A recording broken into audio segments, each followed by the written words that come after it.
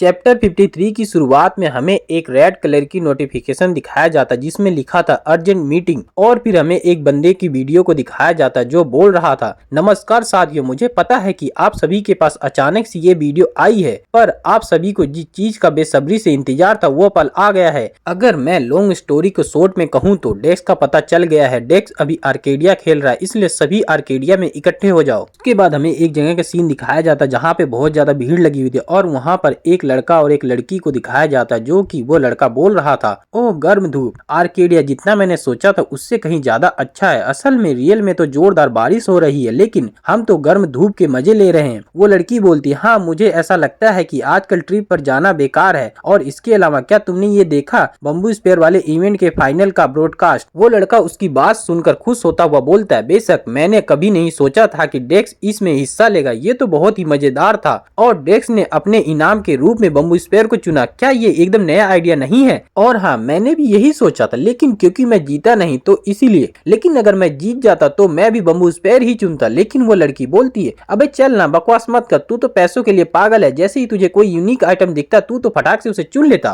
पर वो लड़का बोलता है, क्या बिल्कुल नहीं, अगर मैं होता तो मैं एक नहीं दो नहीं बल्कि 3 बम्बू स्पेयर को चुनता। लेकिन तभी उसके बगल से जाती हुई एक लड़की किसी को देखकर बोलती है, ओ माय गॉड, ये क्या है, क्या ये सच में डेक्स है? और उसकी बात सुनकर उधर जितने भी यूजर थे वो सभी डेक्स डेक्स बोलने लगते हैं। लेकिन हमारा डेक्स परेशान होता हुआ बोलता है, ये साला सब उस लाइव स्ट्रीमिंग की वजह से हो रहा है। और फिर वो अपना फेस को छुपाता हुआ बोलता है, इसी की वजह से मैंने छुप कर काम करने की कोशिश की, लेकिन मेरी सारी कोशिश बेकार होगी। अब इसके बाद मैं जो भी कुछ करूंगा उससे लोगों का ध्यान मुझ पर जाएगा। उसके बाद डेक्स डिवाइन डिशन स्किल का यूज करके उधर से गायब हो जाता है और उधर खड़े यूजर डेक्स को ऐसे गायब होते देखकर बोलते हैं, अरे ये क्या हुआ, डेक्स अचानक से गायब हो गया। और डेक्स उधर से गायब होकर एक जंगल में पहुंच जाता है और डेक्स ने उधर से भागने के लिए वंडरिंग नाइट कोफेल्स की स्किल स्विफ्ट स्टेप का यूज किया था, जिसके लिए डेक्स को 1400 पॉसिबिलिटी खर्च करना पड़ा। और डेक्स उधर पहुंचकर बोलता, अरे यार अभी के लिए तो उनसे मेरा पीछा छूट गया, सालों ने नाक में दम कर दिया था। लेकिन तभी डेक्स के सामने डीमन किंग आ जाता है जो डेक्स को ऐसे परेशान देखकर बोलता है, अरे मास्टर आप कब तक ऐसे ही परेशान होते रहेंगे? और डेक्स अपने चोंगे को हटाता हुआ बोलता, अरे अब मैं इतनी भीड़ में कर भी क्या सकता हूँ, मेरे पास उधर से भागने के अलावा और कोई ऑप्शन नहीं था। पर डीमन किंग बोलता, अच्छा क्या ऐसा है, पर मुझे नहीं पता कि मास्टर आप किस बात को लेकर इतना परेशान हो, लेकिन क्या इतनी सी बात के लिए डिवाइन डिशन का इस्तेमाल करना सही था? आपको तो बस अपनी मिली हुई शोहरत का मजा लेना चाहिए था। और एले बोलती है, डेक्स मुझे तुम्हारे अंदर से डर महसूस हो रहा है, तुम्हें किस बात का डर लग रहा है? और डेक्स बोलता है, ये सच में बहुत ज्यादा डरावना है। और डेक्स के मुंह से ये बात सुनकर डीमन किंग और एले दोनों हैरान हो जाते हैं। और फिर डेक्स अपने सर को पकड़ते हुए बोलता है, पिछले कई सालों से कुछ पागल स्टोकर मेरा पीछा कर रहे हैं। डीमन किंग डेक्स की बात सुनकर चौंकता हुआ बोलता है, क्या स्टोकर आपका पीछा कर रहे हैं? और एले भी हैरान होती है, बोलती है, डेक्स तुम ये क्या बोल रहे हो? उसके बाद हमारा सीन चेंज हो जाता है और हमें एक उड़ती हुई कुर्सी दिखाई जाती है। उस कुर्सी पे जो बंदा बैठा था उसे लात मारकर उस सांड जैसे दिखने वाले बंदे ने गिरा दिया था और बोल रहा था, मुझे रिपोर्ट मिली है कि डेक्स यहाँ था, इसलिए मैं इधर तलाशी लेने आया हूँ। और उसके साथ वाली लड़की उसे देखते हुए बोल रही थी, चलो देखते हैं, तुम्हारा चेहरा डेक्स से मैच नहीं कर रहा तो तुम जाकर वही करो जो तुम पहले कर रहे थे। और वो बंदा जिसे उन्होंने गिरा दिया था वो बोल रहा था, अरे भाई तुम लोग हो कौन? और फिर वह लड़की सबको आवाज मारती हुई बोल रही थी, सभी के लिए आइडेंटिटी वेरिफिकेशन प्रोसेस होगा, इसलिए सभी मुझे अपने चेहरा दिखाओ, और अगर आप शांति से सहयोग करेंगे तो खून खराबा नहीं होगा। और जिस बंदे को उन्होंने गिरा दिया था वो अपने सर को पकड़े हुए बोल रहा था, अरे ये लोग कौन है और ये अचानक से आकर डेक्स को क्यों ढूंढने लगे हैं? और उसके साथ वाली लड़की उसे देखती हुई बोल रही थी, मैंने इनके बारे में सुना है, ये डेक्स का पीछा करने वाले फैंस का पागलों का ग्रुप है और वही लोग ही बदनाम न्यू गिल्ड है जिसे बोला जाता है डेक्स की पेंटी का कलर क्या है और शॉर्ट में वर्ड डेक्स पेंटी। उसके बाद हमें डीमन किंग को दिखाया जाता है जो सोचते हुए बोल रहा था, अब मुझे थोड़ी बहुत सिचुएशन समझ आ रहा है, मास्टर आप भी मुश्किल दौर से गुजर रहे हैं। एले डीमन किंग की बात सुनकर बोलती है, मुश्किल दौर से तुम्हारा क्या मतलब है? लेकिन डीमन किंग उसका मजाक उड़ाता हुआ बोलता है, अरे तुम जैसी बदसूरत मुर्गी नहीं समझेगी कि हर इंसान के पीछे फॉलोवर होते हैं, हाँ अगर वह इतना खास हो कि लोगों का ध्यान अपनी तरफ खींच सके। लेकिन एले उसकी बात सुनकर गुस्सा हो जाती है और बोलती है, अरे वो कमीने चमगादड़ के पंखों वाले, तुझे पता भी है कि मेरे कितने फॉलोवर्स हैं? दिखाऊं क्या अपनी इंस्टा आईडी? देखकर तेरी आंखें फट जाएगी कमीने। और फिर डीमन किंग बोलता है, क्या तुम बेवकूफ मुर्गी के पंखों वाली कुतिया, क्या तुम मुझसे फिर से लड़ना चाहती हो? और एले बोलती है, अरे मैंने जो कुछ भी कहा वह तो सच है और तुम इतनी सी बात से कांप रहे हो बेवकूफ। और फिर वो दोनों लड़ने लग जाते हैं। लेकिन डेक्स बोलता है, परेशान करने वाले जैसे कि मैंने एक्सपीरियंस किया है वह लोग मेरा पीछा करना बंद नहीं करेंगे, चाहे मैं उन्हें कितनी बार भी मार दूं। मैं अब अब क्या करूं। और भाई डीमन किंग और एले उधर लड़ रहे थे, लेकिन डेक्स की बात सुनकर उसकी तरफ देखने लग जाते हैं। और फिर डीमन किंग बोलता है, मास्टर मैं भी ऐसे ही सिचुएशन से गुजरा हूँ। और डेक्स भी उसकी बात सुनकर थोड़ा हैरान हो जाता है। और फिर डीमन किंग बताता है, मेरे डीमन किंग बनने के बाद थ्रोन के लिए कई लड़ाइयां हुई, क्योंकि कुछ कमीने लोग थे जिन्होंने अपने फायदे के लिए मुझसे पंगा लेने की हिम्मत किया था। तो मैंने सच में उन सभी को मार डाला, लेकिन मुझे उम्मीद नहीं थी कि अगली बार भी चीजें इतनी आसान होगी। तो मैंने बहुत सारा समय लगाया और एक आइटम बनाया। उसके बाद हमें उस आइटम की डिटेल को दिखाया जाता है, जिसका नाम धोखेबाज मास्क है, और जो कि मिथोलॉजी क्लास का आइटम था और इसे हाईएस्ट रैंक डीमन की खाल से सील कर बनाया गया है। ये सच्चाई को छुपाता है और सबको झूठी सच्चाई दिखाता है। डेक्स उस मास्क को अपने हाथ में पकड़े हुए बोल रहा था, अरे वाह क्या बात है, हर चीज लड़ने के लिए नहीं होती, क्या सच में ऐसी कोई चीज मिथिकल ग्रेड की भी हो सकती है। लेकिन डीमन किंग चिल्लाता हुआ बोलता, अरे मास्टर ये आइटम जितना दिखता है उससे कहीं ज्यादा कीमती है। क्या आप जानते हैं कि इस मास्क को बनाने के लिए मैंने कितने हाई रैंक डीमन को मारा है। मास्टर मैं और कुछ नहीं कह सकता, लेकिन मैं इसकी पावर की गारंटी देता हूँ। मास्टर आपकी असली पहचान जानने के लिए कोई भी इस मास्क को तोड़ नहीं सकता। कुल मिलाकर कहे तो जब तक आप ना चाहे तब तक कोई भी नहीं पहचान सकता कि आप असल में कौन है। मास्टर अगर आप चाहे तो मैं इसे आपको उधार दे सकता हूँ। लेकिन डेक्स उस मास्क को अपने हाथ में लिए हुए डीमन किंग से पूछता है, तो इसकी कितनी कीमत है। कहीं ऐसा तो नहीं है कि तुम मुझसे ज्यादा पॉसिबिलिटी लेने की सोच रहे हो, क्योंकि ये एक मिथिकल ग्रेड का आइटम है। और डीमन किंग डेक्स की बात सुनकर चौंकता हुआ बोलता है, अरे मास्टर अगर आप कोई सस्ता आइटम इस्तेमाल करोगे तो कोई ना कोई आपकी पहचान जान लेगा, जैसा कि पिछली बार उस बम्बू स्पेयर इवेंट में हुआ था, उस औरत ने जान लिया था। इसीलिए अच्छा होगा कि आप कोई अच्छा आइटम इस्तेमाल करें। इस आइटम की कीमत सिर्फ 1 लाख पॉसिबिलिटी है, बस इतना ही, और फिर आप इसे हमेशा के लिए इस्तेमाल कर सकते हैं। कैसा है, सस्ता है ना। और डेक्स उस मास्क को लिए हुए सोचने लगता है, 1 लाख पॉसिबिलिटी, ये सच में बहुत ज्यादा है, लेकिन ये मास्क भी जरूरी है। वैसे भी मुझे बम्बू स्पेयर इवेंट में 1 मिलियन पॉसिबिलिटी मिली थी, तो मुझे इससे कोई दिक्कत नहीं होगी। उसके अलावा ये मास्क उन पागल स्टोकर से पीछे छुटाने का यही सबसे अच्छा तरीका लगता है। उसके बाद डेक्स उस मास्क को अपने फेस पे लगा लेता, और जैसे ही वो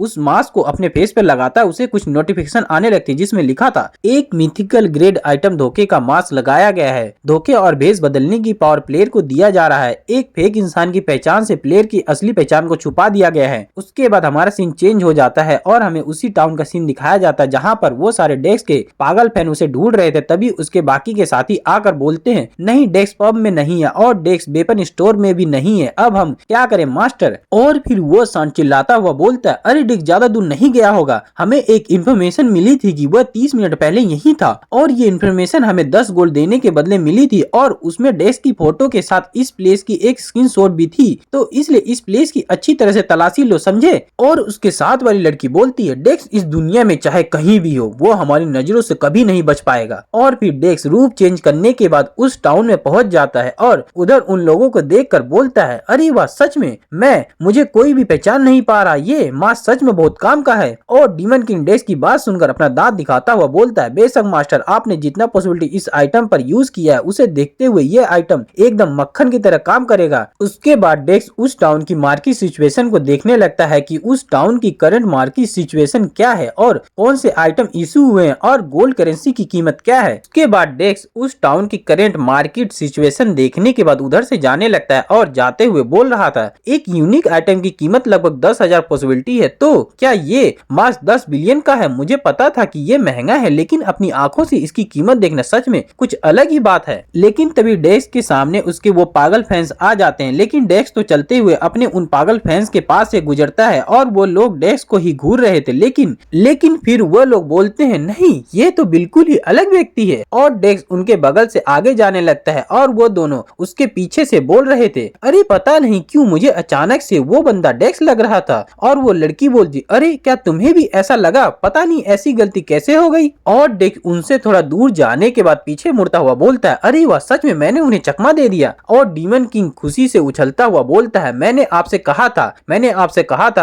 था कि ये बहुत अच्छे से काम करता है। और फिर डेक्स डीमन किंग से पूछता है, तो ये किस बंदे का चेहरा है। तो डीमन किंग बोलता है, ये कौन था।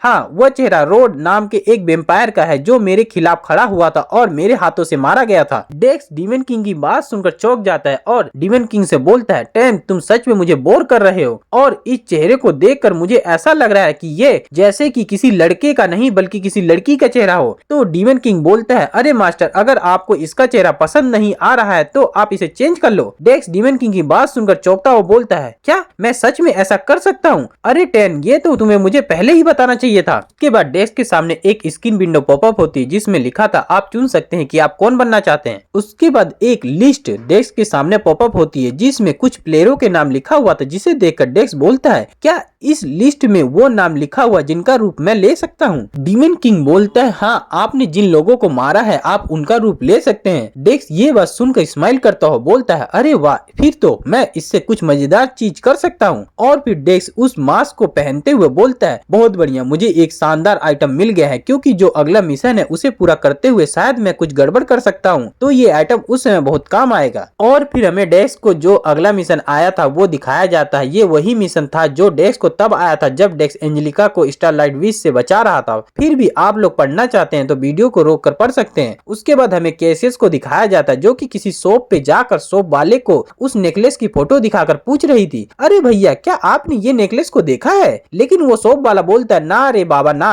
मैंने अभी तक अपनी बीवी की ही फोटो नहीं देखा, तो ये नेकलेस को कैसे देखेगा? और उसके बाद हमें बेरनोस को दिखाया जाता है जो अपने सामने बहुत सारे गोल्ड को देखकर बोल रही थी, पैसा ही पैसा, अब तो होगा पैसा ही पैसा, यहाँ भी होगा वहाँ भी होगा, चारों तरफ पैसा ही पैसा। चलो गाइस, ये तो पैसे के नशे में पागल हो गई, लेकिन हमारा ये चैप्टर इधर ही खत्म हो गया। बाय गाइस, फिर मिलते हैं नेक्स्ट चैप्टर में।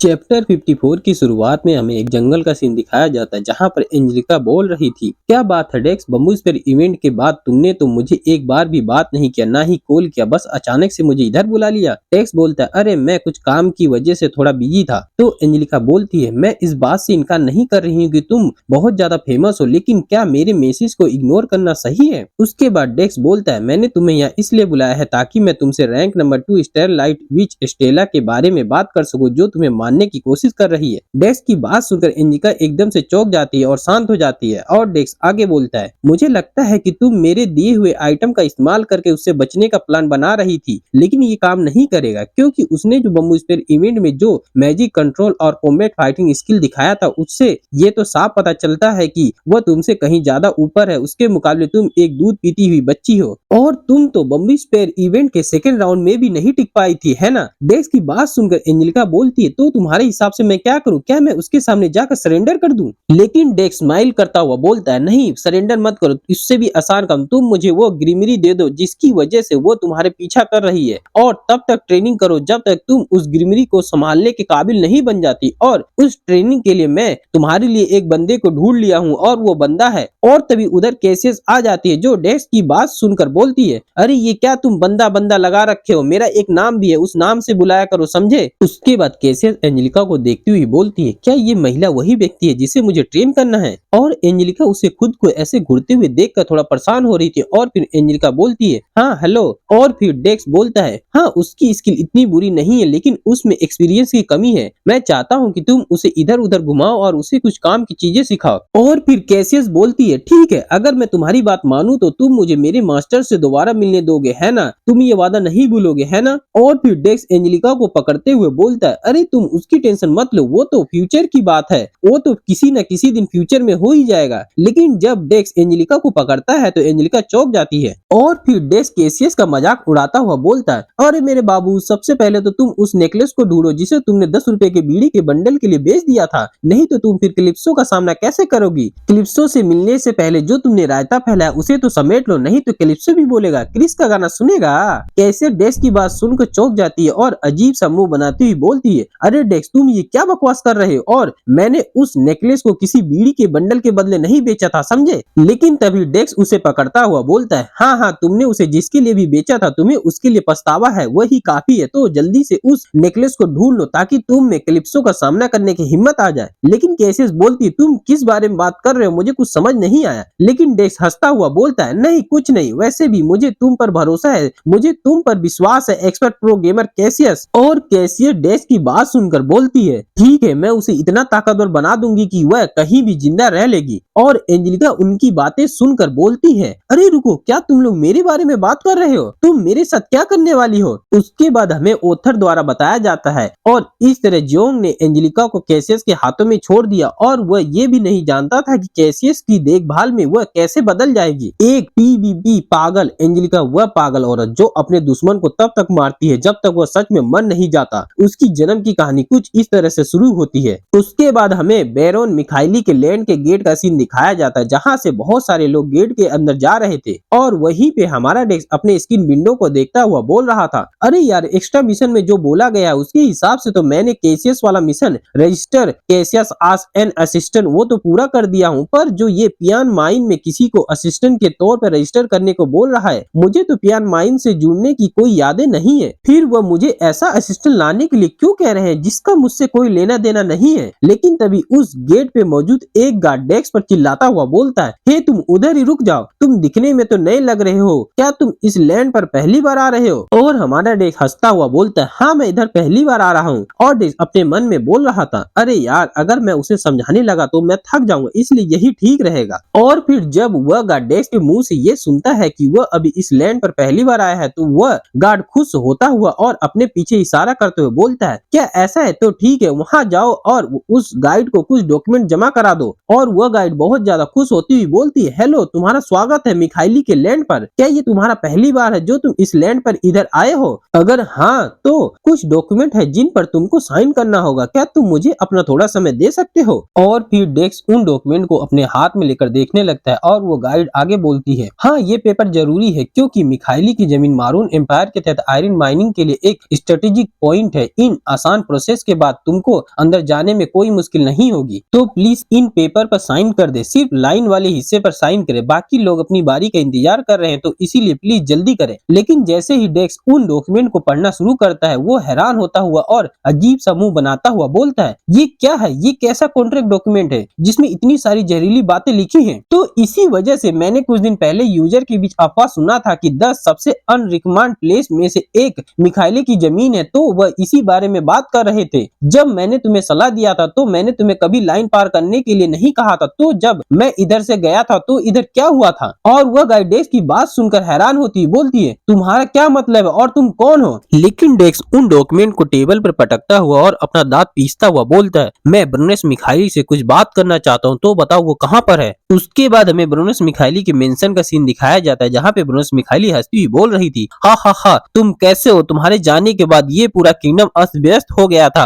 क्या तुम्हें पता भी है कि मैं तुम्हारे जाने के बाद मैं तुम्हारी कितनी चिंता कर रही थी? खैर, तुम सही सलामत वापस आ गए, मुझे पता था कि तुम ठीक रहोगे। सच कहूँ तो जब तुमने अनडेड लोगों को भेजा था तो मैं हैरान हो गई थी, मुझे नहीं पता था कि वो तुम्हारे गार्ड हैं, हा हा हा। लेकिन डेक्स उससे बोलता है, ऐसा लग रहा है कि तुम लैंड के इंटरेस्ट पे कुछ मजेदार काम कर रही हो, और उसके इतने सारे पैसों के देखकर सोच रहा था कि ये कितने होंगे। और ब्रूनस मिखाइली अपना दांत दिखाती हुई बोलती है, ओ, क्या तुम्हारा मतलब उससे यहाँ पास होने वाले एडवेंचर की संख्या कम हो रही है? पर कोई नहीं, ये तो थोड़ा सा ही है, लेकिन मैं कुछ नए एडवेंचर को काम करने के लिए मनाना चाहती हूँ, इसलिए मैंने कुछ फिनिशिंग टच भी दिया था। तो तुम माइनिंग के लिए उपलब्ध लोगों की संख्या के बारे में क्यों बोल रहे थे? उन कैश काउ के बारे में? आजकल कैश काउ इकट्ठा करना थोड़ा मुश्किल है, तो क्या डेक्स तुम इसके बारे में कुछ कर सकते हो? डेक्स उसकी बातें सुनकर अजीब सा मुंह बनाता हुआ सोचता है, अरे मैंने इसे ये क्या बना दिया हूँ, मैंने इसे एक टेरिफाइंग मोस्टर बना दिया हूँ। और फिर डेक्स उससे बोलता है, एडवेंचर करने वालों को मैनिपुलेट करना और धोखा देने से तुम पर मुसीबत आ सकता है, क्योंकि ये किंगडम भी डार्क फ्लेम ड्रैगन नाम के एक एडवेंचर्स के हाथों में चला गया है, इसलिए अगर तुम एडवेंचर्स को ऐसे ही धोखा दोगी तो तुम आगे चलकर मुसीबत में पड़ सकती हो। लेकिन ब्रूनस मिखाइली बोलती है, उस एडवेंचर ने एक सही लड़ाई लड़ी और थ्रोन पर कब्जा कर लिया। मैंने सुना है कि उस एडवेंचर ने पहले के राजा के परिवार पर दया दिखाई और उन्हें जमीन भी दी। दुनिया ऐसी ही चलती है। और तो और सबसे जरूरी बात तो ये है कि मैं उन्हें बहुत सारा सोना दे रही हूँ। क्या तुम अब इस बात से सहमत नहीं हो? असल में राजा के ऑर्डर पर उन्होंने मुझे स्पॉन्सर करने का ऑफर दिया। हा हा हा, मैं तो अब जैसे चाहे वैसे अब लोगों को लूट सकती हूँ। डेक्स, मेरी इस नई दुनिया में तुम्हारा स्वागत है। डेक्स उसकी बातें सुनकर अजीब सा मुंह बनाते हुए सोचने लगता है, वह थोड़ी पागल लगती है लेकिन वह बिल्कुल सच बोल रही है। ब्रूनस मिखाइली वह मेरी उम्मीद से कहीं ज्यादा डरावनी है। और फिर ब्रूनस मिखाइली का बटलर सोने के सिक्कों से भरा एक ट्रॉली लेकर आने लगता है और ब्रूनस मिखाइली बोलती है, अरे चूंकि तुम मेरे जमीन पर आ ही गए हो तो तुम इसे भी ले जाओ, ये सब मेरे प्रॉफिट का लाभ है जो तुम्हारा हिस्सा है। और तभी डेक्स को एक नोटिफिकेशन आता है जिसमें लिखा था, आपको 734 गोल्ड, 32 सिल्वर और 21 ब्रोंज प्राप्त हुए हैं। जिसे देखकर डेक्स चौंकता हुआ और सोचने लगता है, बिल्कुल नहीं, 3 महीने में तो 10 गोल्ड मुझे मिलते थे, लेकिन ये अचानक से 700 गोल्ड कैसे? आखिर इस इंसान ने यूजर से कितना पैसा लूटा? और फिर ब्रूनस मिखाइली आगे बोलती है, डेक्स मैं तुमसे बहुत कुछ पूछना चाहती हूँ, जैसे मास्टर क्लास क्राफ्टमैन को काम पर रखना, कीमती औजार बेचने के तरीके। लेकिन सबसे पहले मुझे लगता है कि मुझे ये सुनना चाहिए कि तुम यहाँ किस लिए आए हो, है ना?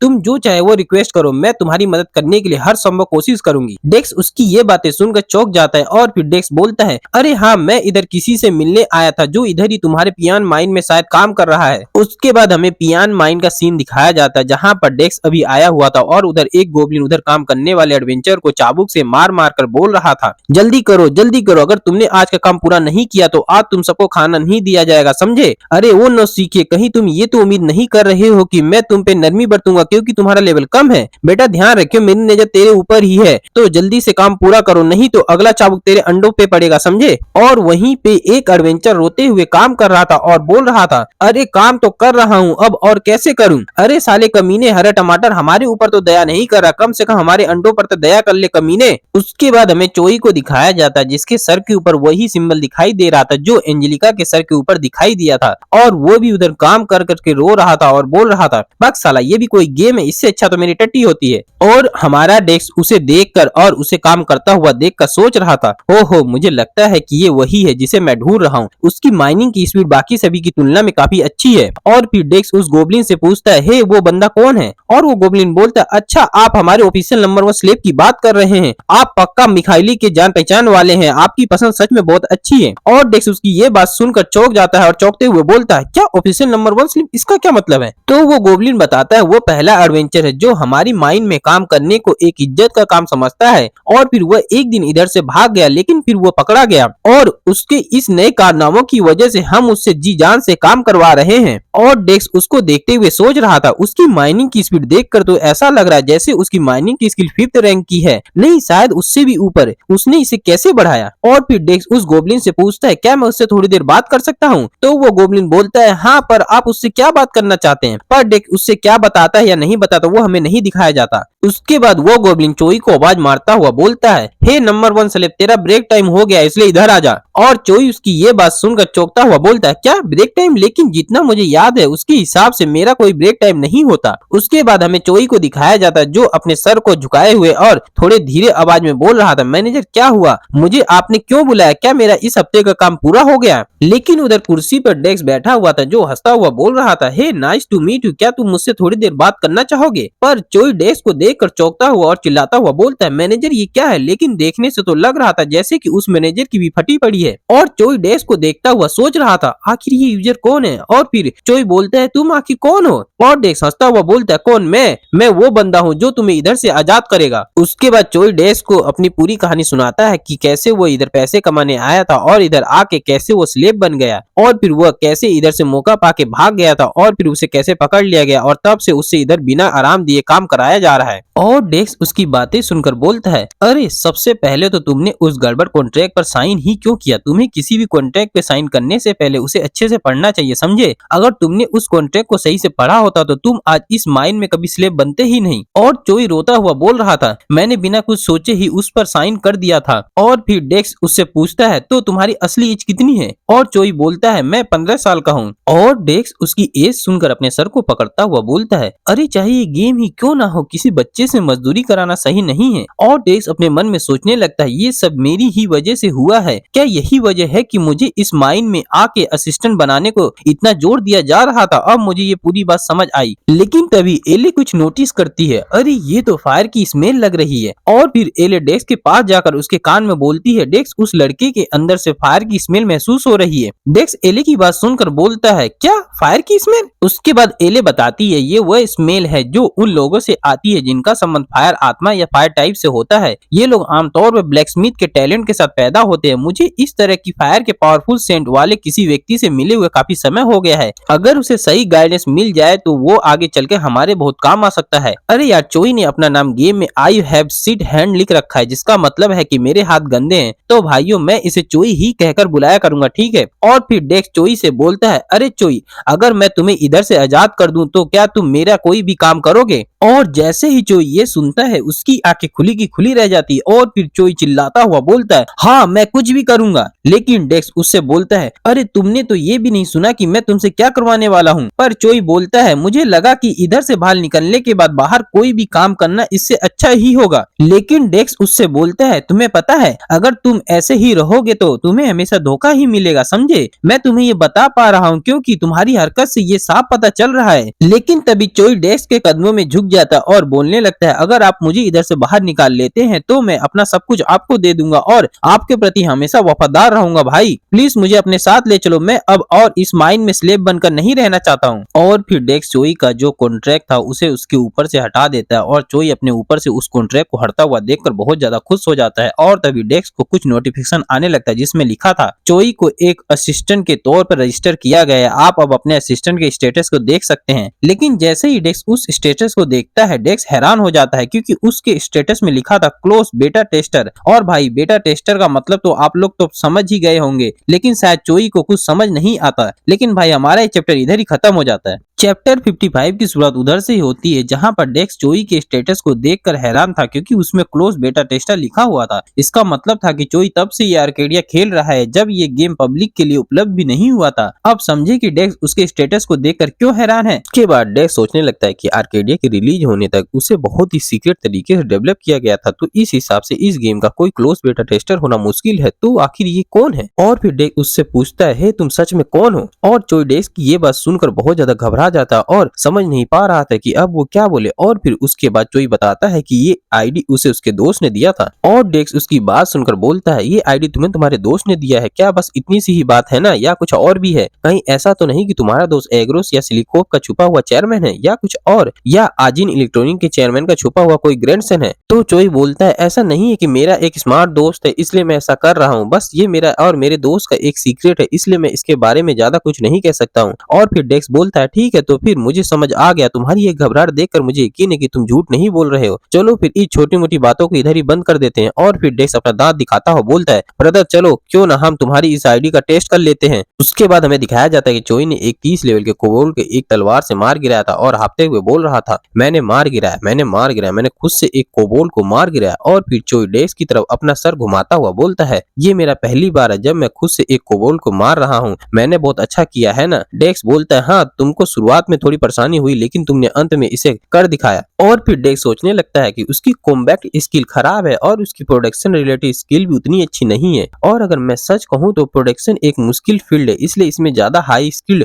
यूजर नहीं है। ये कितना अजीब है कि एक बेटा टेस्टर होने के बाद भी उसका स्किल एक नॉर्मल यूजर के बराबर है जैसे उसने अभी गेम खेलना शुरू किया हो। और उससे भी जरूरी बात हुआ मेरा असिस्टेंट क्यों है, क्या ये मुझे किसी तरह की पेनल्टी दिया गया है। लेकिन तभी एले बोलती है, डेक्स क्या तुम सच में इस तरह से सोचते हो। लेकिन डेक्स एले से पूछता है, एले तुम्हारा इससे क्या मतलब है। और फिर एले डेक्स को बताती है, ब्लैकस्मिथ बनने के लिए किसी को स्किल, टैलेंट और आर्टिस्टिक सेंस की जरूरत होती है ताकि वो अपने क्रिएशन में आत्माओं को डाल सके। लेकिन मेरे हिसाब से ये वो बातें नहीं है जो कि एक ब्लैकस्मिथ को असली ब्लैकस्मिथ बनाती है। और उधर हमारा डेक्स एले की बातें सुनते हुए सोच रहा था तो वो क्या है। और फिर एले आगे बोलती, बहुत ज्यादा खतरनाक आग और रूह को कपा देने वाली भाप के बीच खड़ा होकर भारी हथौड़े को चलाकर धातु बनाना और किसी भी सिचुएशन में कभी हार ना मानने का पक्का इरादा और सैकड़ों नहीं हजारों हथौड़े की मार से और एक पक्के इरादे से एक बहुत ही ताकतवर हथियार बनता है और उसी ब्लैकस्मिथ को एक असली ब्लैकस्मिथ कहा जाता है। और उस बच्चे ने सभी मुश्किल सिचुएशन को सहन किया और कभी हार नहीं माना। कम से कम मेरे नजरिए से तो मुझे लगता है कि उसमें बाकी सभी से ज्यादा क्षमता है।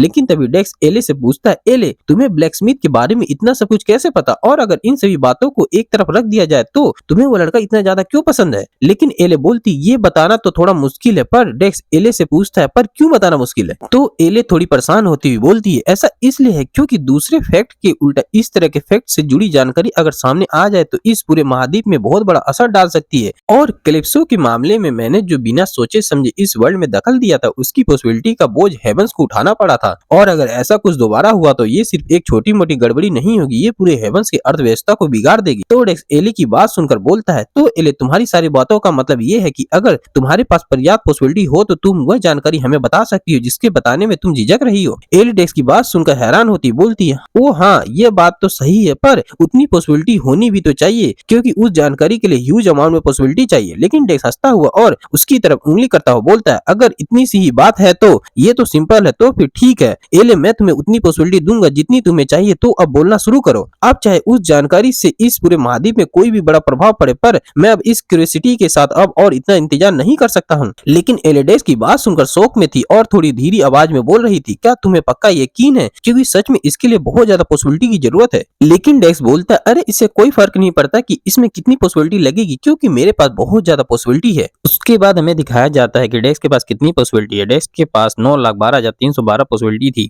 और में बताया जाता है कि 1.5 लाख पॉसिबिलिटी यूजर से काट लिया गया है पास्ट के सीक्रेट को रिवील करने के लिए। एंजल माइकल की यादों को दिखाया जा रहा है। ग्रेट डेमनिक वार से भी बहुत पहले एक ऐसा समय था जिसे मिथिकल एरा कहा जाता था। हालांकि उनमें स्ट्रेंथ और पावर में डिफरेंस था, फिर भी उस समय ऐसे गॉड थे जिनके पास डिवाइन पावर थी, जैसे गॉड ऑफ हंटिंग और God of music and Joy और गॉड ऑफ वार, और जैसे God of justice and balance और गॉड ऑफ टाइम और गॉड ऑफ मिसचिफ। और वहाँ कई गॉड्स और अलग अलग सेक्ट थे जो उनकी पूजा करते थे। लेकिन उस एरा में कुछ ग्रुप बिना किसी निशान के पूरी तरह से गायब हो गए। तभी डेक्स बोलता है, तो इसका मतलब है कि एक सिंगल सेक्ट ने दूसरे सेक्ट को मिटा दिया और ये दावा किया कि उनका गॉड ही एकमात्र ट्रू गॉड है, और वह पागल सेक्ट ही सेंट एम्पायर है जो आज तक कायम है। तो फिर इसका मतलब है कि जो सेंट एम्पायर हमेशा न्याय का जाप करता है वह उन लोगों के वंश है जिन्होंने इस दुनिया में खून खराबा किया था। और अगर ये बात सामने आ गई तो इस पूरे महाद्वीप में क्योस मच जाएगा, इसलिए हेवन इस बात को छुपाने की कोशिश कर रहा है। और फिर एले थोड़ी दुखी मन से बोलती है, इस इंसिडेंट के बाद हेवेंस की जो पावर थी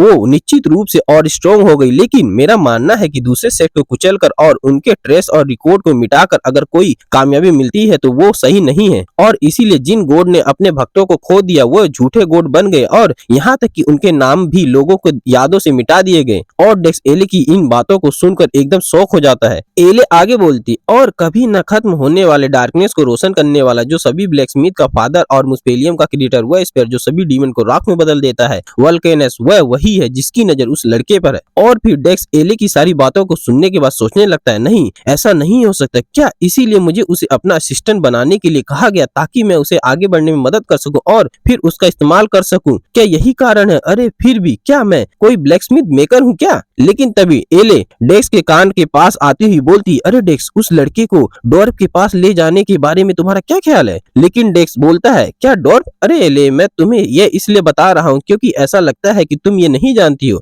आर्केडिया के एडवेंचर ने अभी तक अन्य प्रजातियों की खोज नहीं की है, तो मैं उसे एक डॉर्फ के पास कैसे ले जा सकता हूँ बिना ये जाने कि वो कहाँ रहते हैं? तो एले बोलती, अच्छा तो ऐसी बात है, और मैं भी नहीं जानती कि वो लोग कहाँ रहते हैं। लेकिन तभी डीमन किंग उन दोनों के पीछे से आता हुआ बोलता है, लेकिन मैं जानता हूँ, और फिर हंसता हुआ बोलता है कि मैं जानता हूँ कि वो लोग कहाँ रहते हैं। लेकिन एले उसकी बात सुनकर उस पर चिल्लाती हुई बोलती है, अरे तुम्हें कैसे पता कि वो लोग कहाँ रहते हैं? अगर तुम झूठ बोल रहे हो तो मैं तुम्हें नहीं छोड़ूंगा, समझे, चमगादड़ के पंखों वाले कमीने। लेकिन डीमन किंग उसकी बात सुनकर परेशान होता हुआ बोलता है, क्या ये झूठ नहीं है डॉर्फ, वो लोग जमीन के नीचे रहते हैं, वो हर जगह जमीन के नीचे बिल बनाते हैं, और मेरे एक साथी को एक बार एक खास इलाके में एक डॉर्फ मिल गया था। तो डेक्स बोलता है, क्या सच में? तो वह कहाँ मिले थे? तो डीमन किंग बोलता है, वो यहाँ से काफी दूर वाइब्रेंस से 5 दिन की दूरी पर एक रेगिस्तान के नीचे दक्षिण की ओर। और डेक्स उस जगह का नाम सुनकर सोचने लगता है, उतनी दूर, जिसका मतलब है कि 5 बैन एरिया में से एक ऐसी जगह जहाँ पर्यावरण के नुकसान से ही कोई मर सकता है। ग्रेट डिजर्ट रूम मेरे। और तभी डीमन किंग हंसता हुआ बोलता है, अरे मास्टर, आप क्या करने वाले हैं? अगर आप जाने के बारे में सोच रहे हैं तो मैं उधर जाने के लिए एक जबरदस्त तैयारी करूंगा, बस 3 दिन नहीं, सिर्फ 1 दिन ही काफी होगा। और एले भी बोलती है, अरे मैं भी तुम्हारी मदद करूंगी डेक्स। और फिर डेक्स स्माइल करता हुआ बोलता है, तो अब मैं क्या करूं? तो फिर ठीक है, चलो फिर चलते हैं। उसके बाद हमें ग्रेट डिजर्ट रूमेरे का सीन दिखाया जाता है, जहाँ पर एक बूढ़ा अपने ऊंट को लिए हुए डेक्स से बोल रहा था, क्या तुम रूमेरे जाने की योजना बना रहे हो? क्या तुम्हें अपनी जिंदगी प्यारी नहीं है? क्योंकि हम जो रूमेरे रेगिस्तान में रहते हैं उनकी भी इसके पास जाने की हिम्मत नहीं होती, क्योंकि उसके कठोर वातावरण के अलावा भी वहाँ बहुत भयानक मॉन्स्टर भी घूमते रहते हैं। तो तुम पूछ रहे हो कि उस रेगिस्तान के उस पर क्या है? खैर, मैंने अपने पूरे 60 साल के जीवन में कभी किसी को उस रेगिस्तान के पार करके जिंदा वापस वापस आते कभी किसी को नहीं देखा, इसलिए मुझे नहीं पता कि उस रेगिस्तान के उस पर क्या है। उनकी बात सुनकर डेक्स बोलता है अच्छा ऐसा है तो लगता है कि मुझे ये खुद जाकर चेक करना पड़ेगा, चलो चोई हम चलते हैं। और चोई डेक्स के पीछे चलते हुए बोलता है हाँ बिग ब्रो आता हूँ। और उनके पीछे वो बूढ़ा उनको देखता हुआ बोल रहा था अरे ये नौजवान तो बिल्कुल पागल लगता है। लेकिन तभी चोई डेक्स को आवाज मारता हुआ कहता है बिग ब्रो मुझे आपसे कुछ कहना है। और फिर चोई अपने कपड़ों को देखता हुआ जो बहुत ज्यादा चमक रहा था उससे देखता हुआ बोलता है ब्रो मेरी इतनी मदद के लिए मैं आपका शुक्रिया अदा करता हूँ, लेकिन क्या मेरे लिए इन आइटम को लेना ठीक रहेगा, ये सभी बहुत कीमती लगता है। और डेक्स ने चोई को कुछ नए कपड़े दिए थे जो कि रेयर रैंक के थे। और फिर डेक्स बोलता है अरे कोई बात नहीं, इसकी चिंता मत करो क्योंकि मैंने इन्हें ऑक्शन हाउस से खरीदा था, क्योंकि जो कपड़े मैं पहले पहनता था वो लोगों का ध्यान अपनी तरफ खींचता था, तो उनसे बचने के लिए मैंने इन्हें खरीदा था। चोई डेक्स की बात सुनकर बोलता है क्या ऑक्शन हाउस से? ब्रो आपने सचमुच ये मेरे लिए खरीदा, ये बहुत महंगा होगा है ना, मैं इन्हें इस्तेमाल करने के बाद आपको वापस लौटा दूंगा। लेकिन डेक्स बोलता है अरे इसकी कोई जरूरत नहीं, और इस्तेमाल करने के बाद उसे वापस ही क्यों करना है, इसे तुम रख सकते हो, मान लो कि तुमने जो इतने समय जो उस माइन में काम किया था उसके बदले में मिला है। और डेक्स अपने मन में सोच रहा था कि ये मेरी ही वजह से उस माइन में फंस गया था, तो उसकी भरपाई करने के लिए मैं तो इतना तो कर ही सकता हूँ। लेकिन डेक्स जो सोच रहा था उसके उल्टा चोई तो डेक्स की बातों से खुश था और सोच रहा था अरे वाह आर्केडिया जैसी जगह पर बिना किसी परेशानी के इतने अच्छे ट्रीटमेंट मिलना, मैं अपनी पूरी जिंदगी आपकी मदद करूंगा बिग ब्रो। और उधर डेक्स अपने आप से बोल रहा था अरे ये क्या, मुझे अचानक से इतना बुरा क्यों लग रहा है, क्या ये इसलिए क्योंकि मैंने उसे बहुत सस्ती आइटम देकर सोच रहा था कि उसका हिसाब बराबर हो गया है। और डेक्स और चोई उस रेगिस्तान में चलते हुए चले जा रहे थे। पर भाई लोग ये चैप्टर तो इधर खत्म हो गया, फिर मिलते हैं नेक्स्ट चैप्टर में, बाय गाइस। चैप्टर 56 की शुरुआत में हमें उसी रेगिस्तान का सीन दिखाया जाता है जहाँ पर उस रेगिस्तान को देखकर ऐसा लग रहा था कि वहाँ का वातावरण बहुत ज्यादा गर्म है। और वहीं पर हम चोई को देखते हैं जिसकी हालत बहुत ज्यादा खराब लग रहा था और बोल रहा था पानी पानी पानी बिग ब्रो चलो थोड़ी देर आराम कर लेते हैं। लेकिन डेक्स उससे बोलता है अरे तुम फिर से थक गए, ऐसा क्यों लग रहा है कि तुम पहले के मुकाबले अब और जल्दी जल्दी थक रहे हो। पर चोई बोलता है हाँ बिल्कुल ऐसा ही हो रहा है क्योंकि ये जगह 5 फॉरबिडन प्लेस में से एक है, दी ग्रेट रूमरे डेजर्ट। लेकिन बिग ब्रो डेक्स इस जगह के वातावरण खराब होने के बाद भी आप इतनी अच्छी कंडीशन में कैसे हैं। और हमें बताया जाता है कि डेक्स ने इतनी हाई गर्मी से बचने के लिए डिवाइन डिशन का यूज किया था और एक divine being for at which enchantress की पावर का यूज करके अपने आप को इतनी खतरनाक गर्मी से बचा रहा था। लेकिन डेक्स ये बातें चोई को नहीं बता सकता था, इसलिए डेक्स चोई से बोलता है अरे मुझे इतनी गर्मी से कुछ नहीं होता क्योंकि मेरे पास फायर रेजिस्टेंस स्किल है। और उधर चोई रोता हुआ बोल रहा था अरे बिग ब्रो आप इतने अच्छे कंडीशन में कैसे हो सकते हैं, जबकि यहाँ आने के बाद से मेरी फायर रेजिस्टेंस स्किल पहले ही सी रैंक तक बढ़ गई है, लेकिन फिर भी मेरी हालत इतनी खराब है, पर आप तो बिल्कुल सही लग रहे हैं।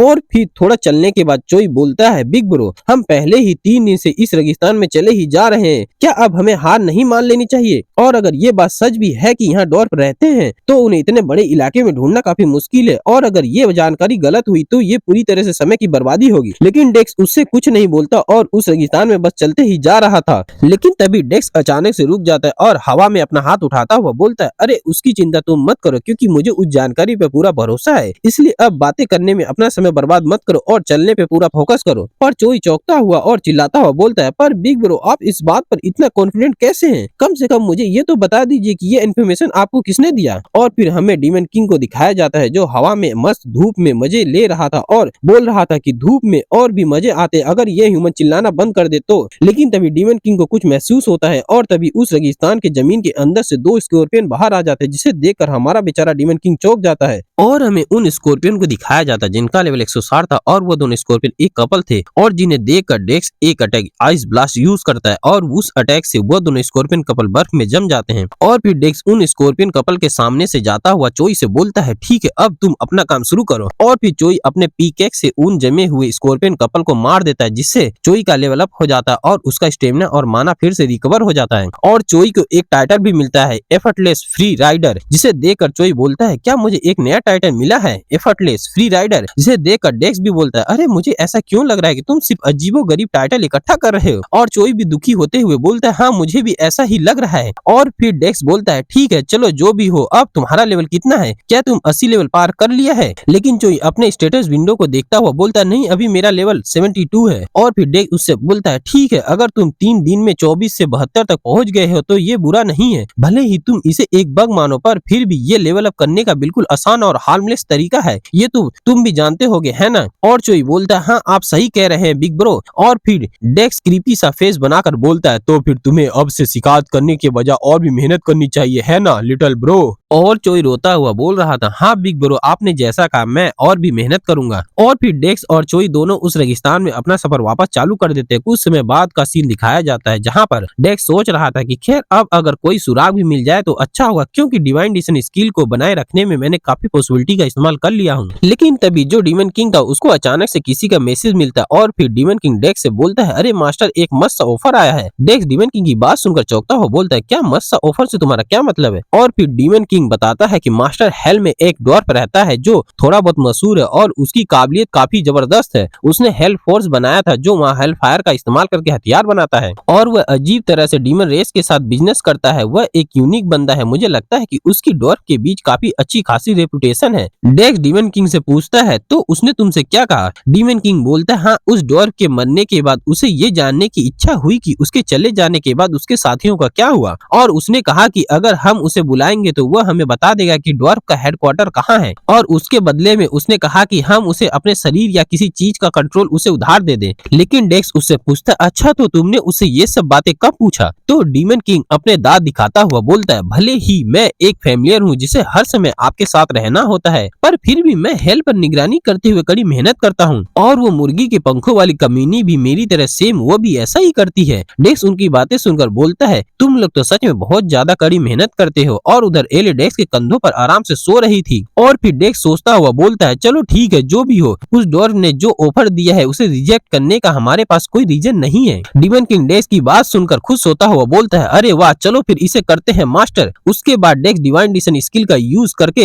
हेड ब्रेकर टीन को चुनता है, और जैसे ही डेक्स उसे चुनता है डेक्स के अंदर से बहुत ज्यादा एनर्जी निकलने लगती है, जिसे देखकर चोई चिल्लाता हुआ बोलता है बिग ब्रो आपके साथ ये क्या हो रहा है। और फिर उधर हेड ब्रेकर टीन आ जाता है जो हंसता हुआ बोल रहा था हा हा हा हा हा हा, इस तरह से बाहर सैर किए हुए कितने समय हो गया है। ये तेज गर्मी और भयंकर रेतीला तूफान इनको देखे हुए काफी समय हो गया। हालांकि ये हेल फायर की तुलना में बहुत कमजोर है। और उसकी ये सारी बातें सुनकर एले बोलती अरे तुम अपनी ये बेकार की बकवास बंद करो और क्या तुम वादे के मुताबिक रास्ता दिखाओगे। और अपने मन में सोच रही थी ये कितना शोर मचाता है, इसकी वजह से मैं सो भी नहीं पा रही हूँ। और डेक्स उसे देखता हुआ बोल रहा था अरे लगता है कि मैंने एक और शोर मचाने वाले को बुला लिया हूँ। और फिर हेड ब्रेकर टीन एले की बात सुनकर बोलता है हाँ बिल्कुल, क्या आप एक आर्क एंजल है, शैतान और एक आर्क एंजल को एक साथ काम करना, वाह क्या नजारा है। और फिर हेड ब्रेकर टीन इधर उधर देखते हुए बोलता है चलो देखते हैं कि मेरे होमलैंड का रास्ता किधर है। लेकिन तभी वो कुछ महसूस करके चौंक जाता है और फिर चिल्लाता हुआ बोलता है अरे नहीं रुको, उधर का रास्ता तो हमारे नीचे ही है। और डेक्स उसकी बात सुनकर बोलता है क्या सच में। और फिर हेड ब्रेकर टीन अपने सर को जमीन से लगाकर और हंसता हुआ बोलता है हाँ हमारे ड्वार्फ का फाइनल आर्क जिसे मैंने अपने मरते दम तक अपनी पूरी जान लगाकर बचाया था, सैंड ऑफ फोर्ज, उसकी एनर्जी हमारे नीचे से महसूस हो रही है। और डेक्स उसकी बातें सुनकर गुस्सा होते हुए बोलता अरे यार इसे ढूंढने के लिए मैंने बहुत मेहनत किया और यहाँ तक कि मैंने इसका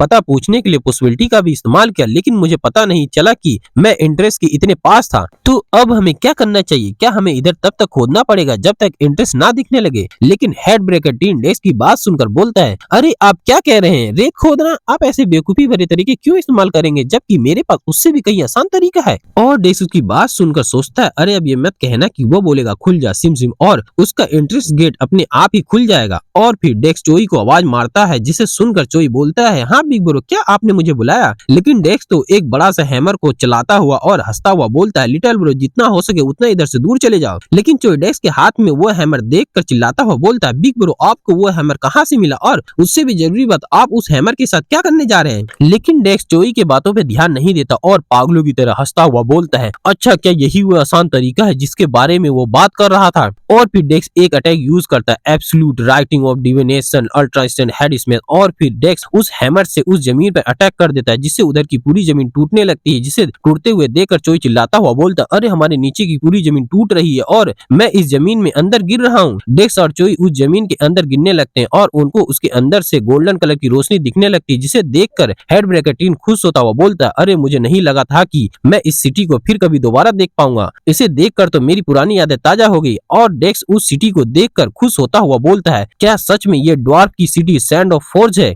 और भाई सच में ऊपर से क्या ही मस्त दिखने में लग रहा था। और तभी डेक्स को बहुत सारी नोटिफिकेशन आने लगता है जिसमें लिखा था, आपने एक हिडन एरिया की खोज की है, एक लेजेंडरी अचीवमेंट, आपने ड्वार्फ के आखिरी सिटी सैंड ऑफ फोर्ज को डिस्कवर किया है, आपको वह पहले इंसान बन गए जिसने इस सिटी को डिस्कवर किया है। अगर आपने अपनी खोज की रिपोर्ट अपने से जुड़े किसी किंगडम को देते हैं तो आपको एक बड़ा रिवॉर्ड मिल सकता है और आपको एक टाइटल प्राप्त हुआ है परसिस्टेंट एक्सप्लोरर का, और एक क्वेस्ट जनरेट किया गया है और हमें वह क्वेस्ट दिखाया जाता है जिसमें लिखा था, क्वेस्ट डॉर्फ से इनकाउंटर। कई वर्षों तक मनुष्य से कोई संपर्क न होने के बाद आपने पहली बार डॉर्फ के शहर सैंड ऑफ फोर्ज की खोज की है। इंसानों की प्रतिनिधि के तौर पर आप इन जीवों का भरोसा जीते और एक दोस्ताना रिश्ता बनाए। अगर आप इनके साथ दोस्ताना रिश्ता बनाएंगे तो ये डॉर्फ इंसानों के लिए सैंड ऑफ फोर्ज को खोल देंगे और इंसानों के साथ ऑफिशियली लेन देन शुरू कर देंगे। लेकिन अगर आपने इनके साथ दुश्मनों वाला रिश्ता बनाया तो डॉर्फ इंसानों का विरोध करेंगे और डॉर्फ की सिटी सैंड ऑफ फोर्ज को इंसानों के लिए बंद कर दिया जाएगा। और आखिरकार हमारे डेक्स की एंट्री डॉर्फ की सिटी में होती है।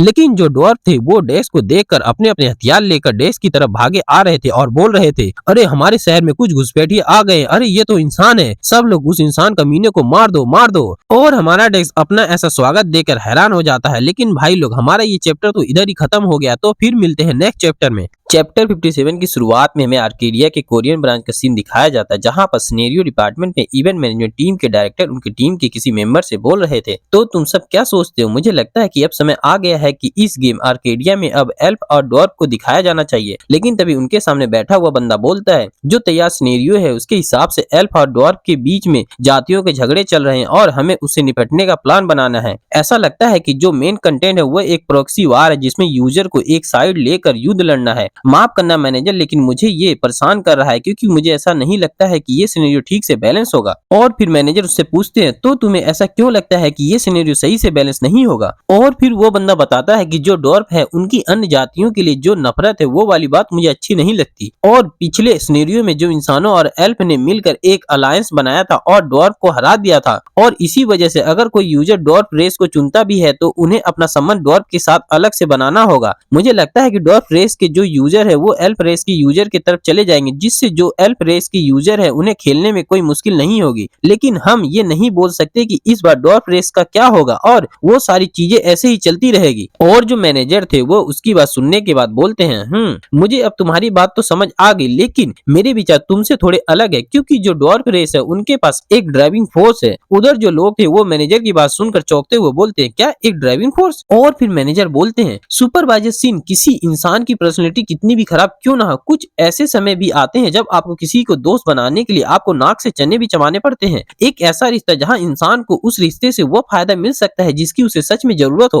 उदाहरण के लिए एक बार सोचो, एक छोटा यूट्यूबर बड़े यूट्यूबर से रिश्ता क्यों बनाता है? इसलिए ताकि उसके सब्सक्राइबर बढ़ सके, समझे, ताकि उसका फायदा हो सके। और अगर डॉर्फ रेस की क्राफ्टिंग स्किल का यूज करके एक हाई लेवल आइटम बनाया जाए और उस आइटम को मार्केट में रिलीज कर दिया जाए तो आर्केडिया में जो क्राफ्टिंग आइटम पहले से ही मौजूद है उसका फ्लो पूरी तरह से बिगड़ जाएगा। इसलिए इसका मतलब ये है कि भले ही ये मुश्किल हो, लेकिन अगर आप उनसे दोस्ती करने में सफल हो जाते हैं तो आपको आर्केडिया की इकोनॉमी पर पूरी तरह से रूल करने की पावर मिल जाएगी। और कौन जानता है, हो सकता है कि वह ऐसा मिथिकल आइटम हासिल कर ले जो अभी तक डॉर्फ की आउटपोस्ट में कभी पाई ही नहीं गई हो। उसके बाद हम उसी सीन पर पहुंच जाते हैं जहां पिछला चैप्टर खत्म हुआ था। डेक्स जस्ट ऊपर की जमीन तोड़कर नीचे पहुंचा ही था, तभी उसे एक क्वेस्ट आता है जिसे वो देख ही रहा था। लेकिन तभी उसका स्वागत करने के लिए कुछ डॉर्फ अपना अपना हथियार लेकर उसकी तरफ आने लगते हैं। और तभी चोई डेक्स से बोलता है, बिग ब्रो, क्या आपको भी अभी अभी एक नया क्वेस्ट आया है? डेक्स उसकी बात सुनकर बोलता है, हाँ, लेकिन मुझे नहीं लगता है कि वो करना इतना आसान होगा, क्योंकि पहले डॉर्फ में एल्फ और ह्यूमन जैसी दूसरी जातियों से नफरत करने की बहुत ज्यादा आदत थी। इसी वजह से उनके अंदर नफरत पैदा हुई और उनके और एल्फ और ह्यूमन के बीच जंग हुई, और जैसा कि तुम जानते हो वो लोग हार गए थे और शायद इसीलिए वो लोग अब तक अंडरग्राउंड में छुप कर रह रहे हैं। और चोई डेक्स की बात सुनकर बोलता है, अगर ऐसा है तो ये डॉर्फ शायद इंसानों को ज्यादा पसंद नहीं करते होंगे। तो डेक्स उससे बोलता है, अरे क्या तुम देख नहीं पा रहे हो कि वो लोग ह्यूमन से कितनी नफरत करते हैं? और हम उन डॉर्फ को देखते हैं जो डेक्स और चोई की तरफ भागते हुए आ रहे थे और चिल्लाते हुए बोल रहे थे, अरे ये एक इंसान है, कुछ घिनौने इंसान हमारे किले में घुस आए हैं, हमारे हैमर असुल्ट यूनिट को अलर्ट करो और चलो इनकी हड्डियों को कुचल दे और पीछे इनकी राख भी नहीं छोड़ना है। और एक डॉर्फ बेल बजाते हुए बोल रहा था, इन कमीने इंसानों की हिम्मत कैसे हुई हमारे किले पर हमला करने की? और फिर जो डॉर्फ के हैमर असुल्ट यूनिट थे वो लोग भी जिधर डेक्स है उधर की तरफ भागते हुए चिल्ला चिल्ला रहे थे, चलो चलो जल्दी करो, हैमर असॉल्ट यूनिट, हमारे किले में कुछ इंसानों ने हमला कर दिया है, उन इंसानों को उनकी नानी याद दिला दो, उनकी वो हालत करो कि वो लोग अपने पैदा होने पर भी अफसोस करें। और डेक्स उनको अपने सामने खड़ा देखकर बोलता है, अरे ये तो इनका कोई मिलिट्री यूनिट नहीं है, लग रहा है क्या ये लोग सिर्फ समय निकालने की कोशिश कर रहे हैं। और तभी हेड ब्रेकर टीन बोलता है, हो ऐसा लगता है कि वह सभी अभी भी मेरे बनाए गए मैनुअल को फॉलो कर रहे हैं। तभी चोई डेक्स से बोलता है, बिग ब्रो अब हम क्या करें, अगर हम क्वेस्ट के हिसाब से देखें तो हम उनसे लड़ नहीं सकते, तो अब हम क्या करें। लेकिन डेक्स चोई से बोलता है, अब हम क्या करें से तुम्हारा क्या मतलब है, मैं इन लोगों को ऐसे ही नहीं छोड़ सकता हूँ जो सिर्फ एक क्वेस्ट के लिए हम मुझसे पंगा लेने की कोशिश कर रहे हैं। और फिर हेड ब्रेकर टीन डेक्स के शरीर को लेकर बोलता है, ठीक है आ जाओ मैदान में तुम डॉर्फ के बच्चे। और फिर हेड ब्रेकर टीन अपना अटैक यूज करने लगता है और उधर खड़े वो सारे डॉर्फ वह अटैक देखकर हैरान हो जाते हैं और बोलने लगते हैं, अरे वह वेपन तो मास्टर हेड ब्रेकर का है। हाँ बेशक ये पक्का मास्टर टीन का वेपन है, लेकिन मास्टर टीन तो पहले ही एल्फ के साथ युद्ध में मारे गए थे, तो कैसे तुम उस हैमर को पकड़े हुए हो इंसान। लेकिन हेड ब्रेकर टीन जो डेक्स के शरीर को यूज कर रहा था वह पागलों की तरह हंसता हुआ बोलता है, अरे मैं वही टीन हूँ तुम कमीनो, क्या तुम सब मेरे मरने के बाद सही से जी रहे हो कमीनो। और वो डॉर्फ डेक्स को ऐसे बोलता देख के हैरान थे और बोल रहे थे, ये मुझे झूठ लग रहा है, लेकिन वो आंखें और उसका वो बात करने का तरीका बिल्कुल बिना किसी शक कि वो पर्सन मास्टर टीन ही है। और तभी वो सारे डॉर्फ अपने हैमर को नीचे गिरा देते हैं और डेक्स के सामने अपने घुटने के बल बैठ जाते हैं और सारे डॉर्फ डेक्स को रिस्पेक्ट देने लगते हैं, जिसे देखकर एले सोचने लगती है अपनी बाई मुट्ठी को अपनी छाती तक उठाना, मैंने इसके बारे में पहले भी सुना है ये तो। और हमारा डेक्स भी उनकी तरह करता हुआ बोलता है, हाँ ये है तो डॉर्फ के प्रति रिस्पेक्ट का सबसे ग्रेटेस्ट साइन है। और तभी हमारे डेक्स को कुछ नोटिफिकेशन आने लगती है जिसमें लिखा था, डॉर्फ के साथ भरोसे का रिश्ता बनाया गया है, क्वेस्ट कंप्लीट हो गया है, सैंड ऑफ फोर्स का एक्सेस मिल गया है, सैंड ऑफ फोर्स अब खुल गया है, आपको एक टाइटल डॉर्फ का फ्रेंड हासिल हुआ है। उसके बाद हेड ब्रेकर टीन हंसते हुए बोलता है, हा आखिरकार चाहे कुछ भी हो जाए घर आने से अच्छा कुछ नहीं हो सकता, और तुम सभी को देखकर अच्छा लगा मेरे डिसेंडेंट। और वो डॉर्फ बोलने लगते हैं, अरे नन्हे इंसान, हमें मास्टर टीन से कुछ पल के लिए ही सही पर मिलने देने के लिए बहुत बहुत धन्यवाद। हाँ बिल्कुल सही, थोड़ी देर पहले मास्टर टीन की वह जानी पहचानी हंसी थी, हा। और डेक्स उनको देखता हुआ सोचता है, अरे जैसा मैंने सोचा था उससे कहीं अच्छे तरीके से हमारा स्वागत हुआ है। और वो डॉर्फ बोलते हैं, देखो भले ही वो इंसान हो लेकिन वह व्यक्ति हमारे मास्टर टीन द्वारा भेजा गया एक अपोस्टल है, इसलिए हम सभी को उनको सम्मान के साथ बुलाना चाहिए, समझे। और फिर एक डॉर्फ डेक्स के सामने आकर बोलता है, हे मास्टर टीन के अपोस्टल, क्या हम उनसे फिर से बात कर सकते हैं। मेरा नाम बेल है, जब मैं छोटा था तब मास्टर टीन ने एल्फ के साथ फाइनल बैटल में मेरी जान बचाई थी। लेकिन डेक्स बोलता है, वेल ये जितना दिखता है उससे थोड़ा मुश्किल है, उनसे फिर से बात करना। और फिर वो डॉर्फ बोलता है, ठीक है मैं समझ गया। और तभी एक बच्चा डेक्स के सामने आ जाता है और बोलता है, हे बिग ब्रो, मास्टर टीन कहाँ है, क्या वह डोराडो में है, डॉर्फ के हेवन में है ना। और डेक्स उसकी बात सुनकर बोलता है, क्या डोराडो में। और तभी डेक्स उस बच्चे की बात सुनकर डिमन किंग की तरफ देखने लगता है। डेक्स को अपनी तरफ ऐसा देखता हुआ देखकर डिमन किंग चौंकता हुआ बोलता है, अरे मास्टर आप मुझे ऐसे क्यों देख रहे हो, क्या आपको लगता है कि एक बिगड़ा हुआ बूढ़ा आदमी जिसे दूसरों के सर फोड़ने में मजा आता है, क्या वह स्वर्ग जाएगा। लेकिन तभी एले डेक्स से बोलती है, ठीक है मैं बताती हूँ, डॉर्फ ने जो युद्ध लड़ा था वह शायद उनकी जाति की रक्षा के लिए एक महान लड़ाई रही होगी, लेकिन हैमर से सिर्फ लोगों का सिर फोड़ने का उसका काम, साफ तौर पर उसकी अपनी मतलबी इच्छाएं थी, जिसकी वजह से उसे दोबारा हेवनली बीइंग में रिबॉर्न होने में कई कमियां थी। और फिर हेड ब्रेकर टीन डेक्स के कान के पास आकर बोलता है, हे सुनो, तुम उसे सच मत बताना कि मैं असल में कहाँ हूँ। और डेक्स उसकी बात सुनकर बोलता है, अरे तुम मुझे एक बच्चे को झूठ बोलने के लिए बोल रहे हो। और उधर वो बच्चा डेक्स को बहुत ही आशा भरी नजरों से देख रहा था। और फिर डेक्स थोड़ा परेशान होता हुआ बोलता है, हाँ मास्टर टीन अपना सारा दिन डोराडो में बहुत ही खुशी से बिता रहे हैं। और वो बच्चा डेक्स की बात सुनकर खुश होता हुआ बोलता है, अरे वाह, फिर क्या आप मेरा एक मैसेज मास्टर टीन को दे सकते हैं मेरे लिए। तो डेक्स बोलता है, तुम जो भी कहना चाहते हो वो बोलो, मास्टर टीन तुम्हें सुन रहे हैं, तुम उनसे आखिर क्या कहना चाहते हो। और फिर वो बच्चा बोलता है, मैं भी मास्टर टीन की तरह ही बहुत ही ताकतवर वॉरियर बनूंगा, फिर मैं हैमर असुल यूनिट में शामिल हो जाऊंगा, और फिर मैं भी मास्टर टीन की तरह ही उन एल्फ के सर को कुचल कुचल कर मारा करूंगा, और फिर मैं भी मास्टर टीन की तरह डोराडो में जाऊंगा और फिर वहां जाकर उनसे मिलूंगा, है ना। और डेक्स उसकी ये बातें सुनकर अजीब सा मुंह बनाने लगता है और अपने मन में बोलता है, हाँ अगर तुम ऐसा करोगे तो तुम पक्का उससे हेल में जाकर जरूर मिलोगे। उसके बाद डेक्स और चोई बेल के साथ चलते हुए कहीं पर जा रहे थे और डेक्स बोल रहा था, वाह वैसे भी इसे कैसे भी देखो ये जगह कमाल की है। और कहा जाता है कि डॉर्फ जिस पल वह पैदा होते हैं उसी पल से उनके हाथ में हैमर होता है। और फिर बेल चलते हुए बोलता है, अभी आपको हैरान होने की जरूरत नहीं है, इस शहर में रहने वाला हर कोई ब्लैकस्मिथ, इंजीनियर और आर्किटेक्ट है, यहाँ पर सबके पास कारीगर लेवल की स्किल है, दूसरे शब्दों में कहे तो हम टैलेंट से भरपूर एक जाति हैं। और फिर बेल कहीं पर पहुंचकर अपना हाथ दिखाता हुआ बोलता है, इधर देखो ये हेलियन फोर्ज है जिसे सैंड ऑफ फोर्ज में थर्ड मास्टर वर्कशॉप के रूप में में भी जाना जाता है और इसको मेरे फादर बेरोन द्वारा चलाया जाता है, जो डॉर्क क्लैन के काउंसिल ऑफ एल्डर के मेंबर है, जो ये डिस्कस करते हैं कि डॉर्क क्लैन कैसे आगे बढ़ेगा। उसके बाद हमें हेलियन फोर्स के मास्टर ब्लैकस्मिथ को दिखाया जाता है, जो कि बेल के फादर बेरोन थे, जो डेक्स से बोल रहे थे, तो तुम चाहते हो कि मैं इस लड़के को सिखाऊं?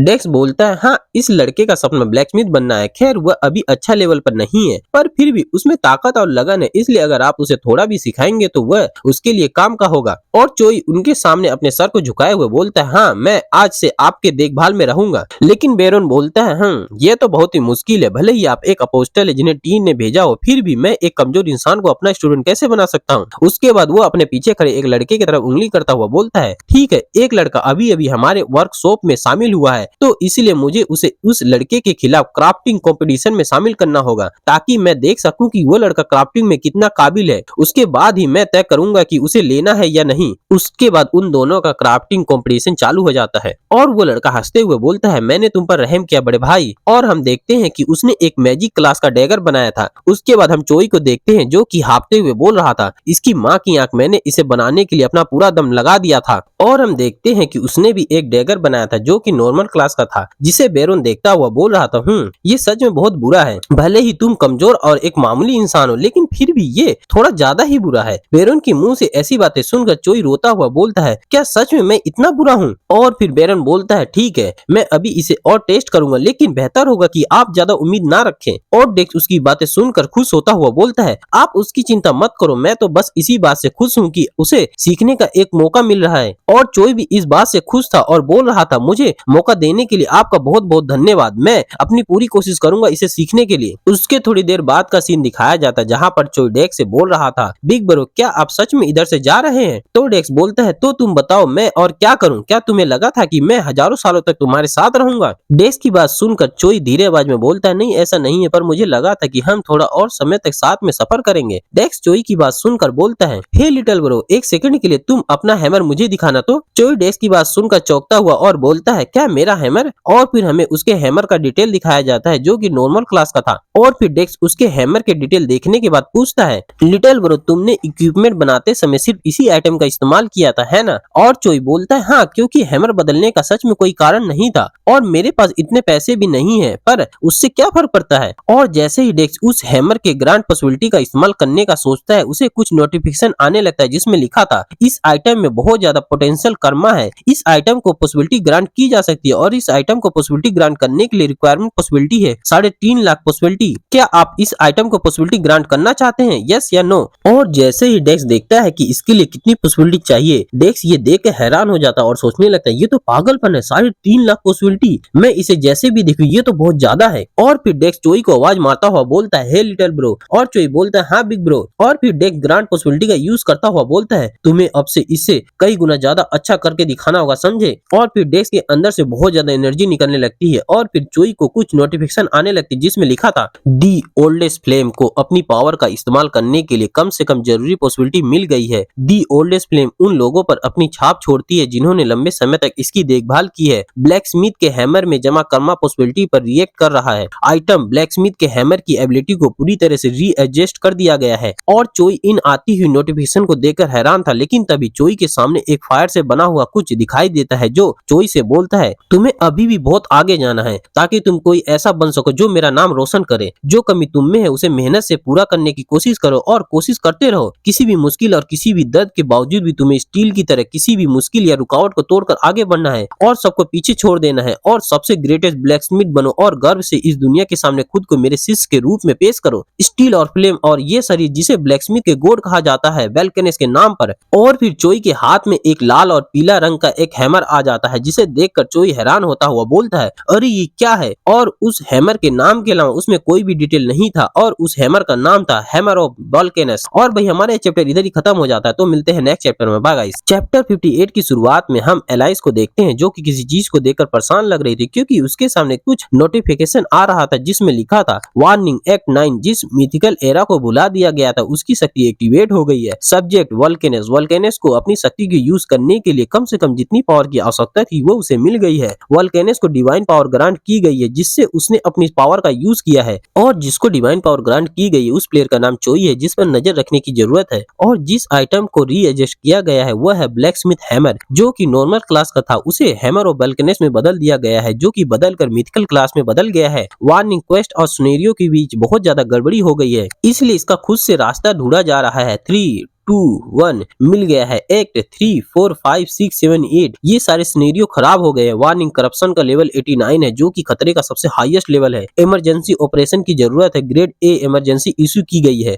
सभी सिनेरियो के इंट्रोगेशन और पूरी तरह से रीएडजस्टमेंट की जरूरत है। आर्टिफिशियल इंटेलिजेंट एलाइज को इमरजेंसी स्थिति के कारण अब खुद से डिसीजन लेना होगा। स्पेशल अथॉरिटी का यूज किया जा रहा है। एडमिनिस्ट्रेटर अथॉरिटी को मेन सिनेरियो से हटा दिया गया है। उसके बाद हम उसी सीन पर पहुंच जाते हैं जहां पिछला चैप्टर खत्म हुआ था। चोई का जो हैमर था वो अचानक से बदल गया था और जैसे ही चोई उस हैमर को अपने हाथ में पकड़ता है तभी उसे बहुत सारी नोटिफिकेशन आने लगता है, जिसमें लिखा था मिथिकल अचीवमेंट, आपको एक मिथिकल क्लास का आइटम प्राप्त हुआ है। दी ओल्डेस्ट फ्लेम ने प्लेयर को अपने डिसाइबल कैंडिडेट के रूप में चुना है। क्वेस्ट दी इरेज गोड के ट्रेस को जनरेट किया गया है और आपको एक आइटम हैमर और वल्कनेस प्राप्त हुआ है और आपको एक टाइटल मिला है ब्लेजिंग आर्टिसन स्पिरिट। और फिर हमें उसी हैमर का डिटेल दिखाया जाता है जिसका नाम हैमर ऑफ वल्कनेस है और उसकी रैंक मिथिकल क्लास की थी और उस इक्विपमेंट की रिक्वायरमेंट है वल्कनेस द्वारा एक्नॉलेज करना और इस आइटम को बेचना या किसी अन्य आइटम के साथ एक्सचेंज करना इम्पॉसिबल है। और उस आइटम को देखकर चोई बहुत ज्यादा खुश था और डेक्स से बोल रहा था, बिग ब्रो ये आपने किया है ना बिग ब्रो,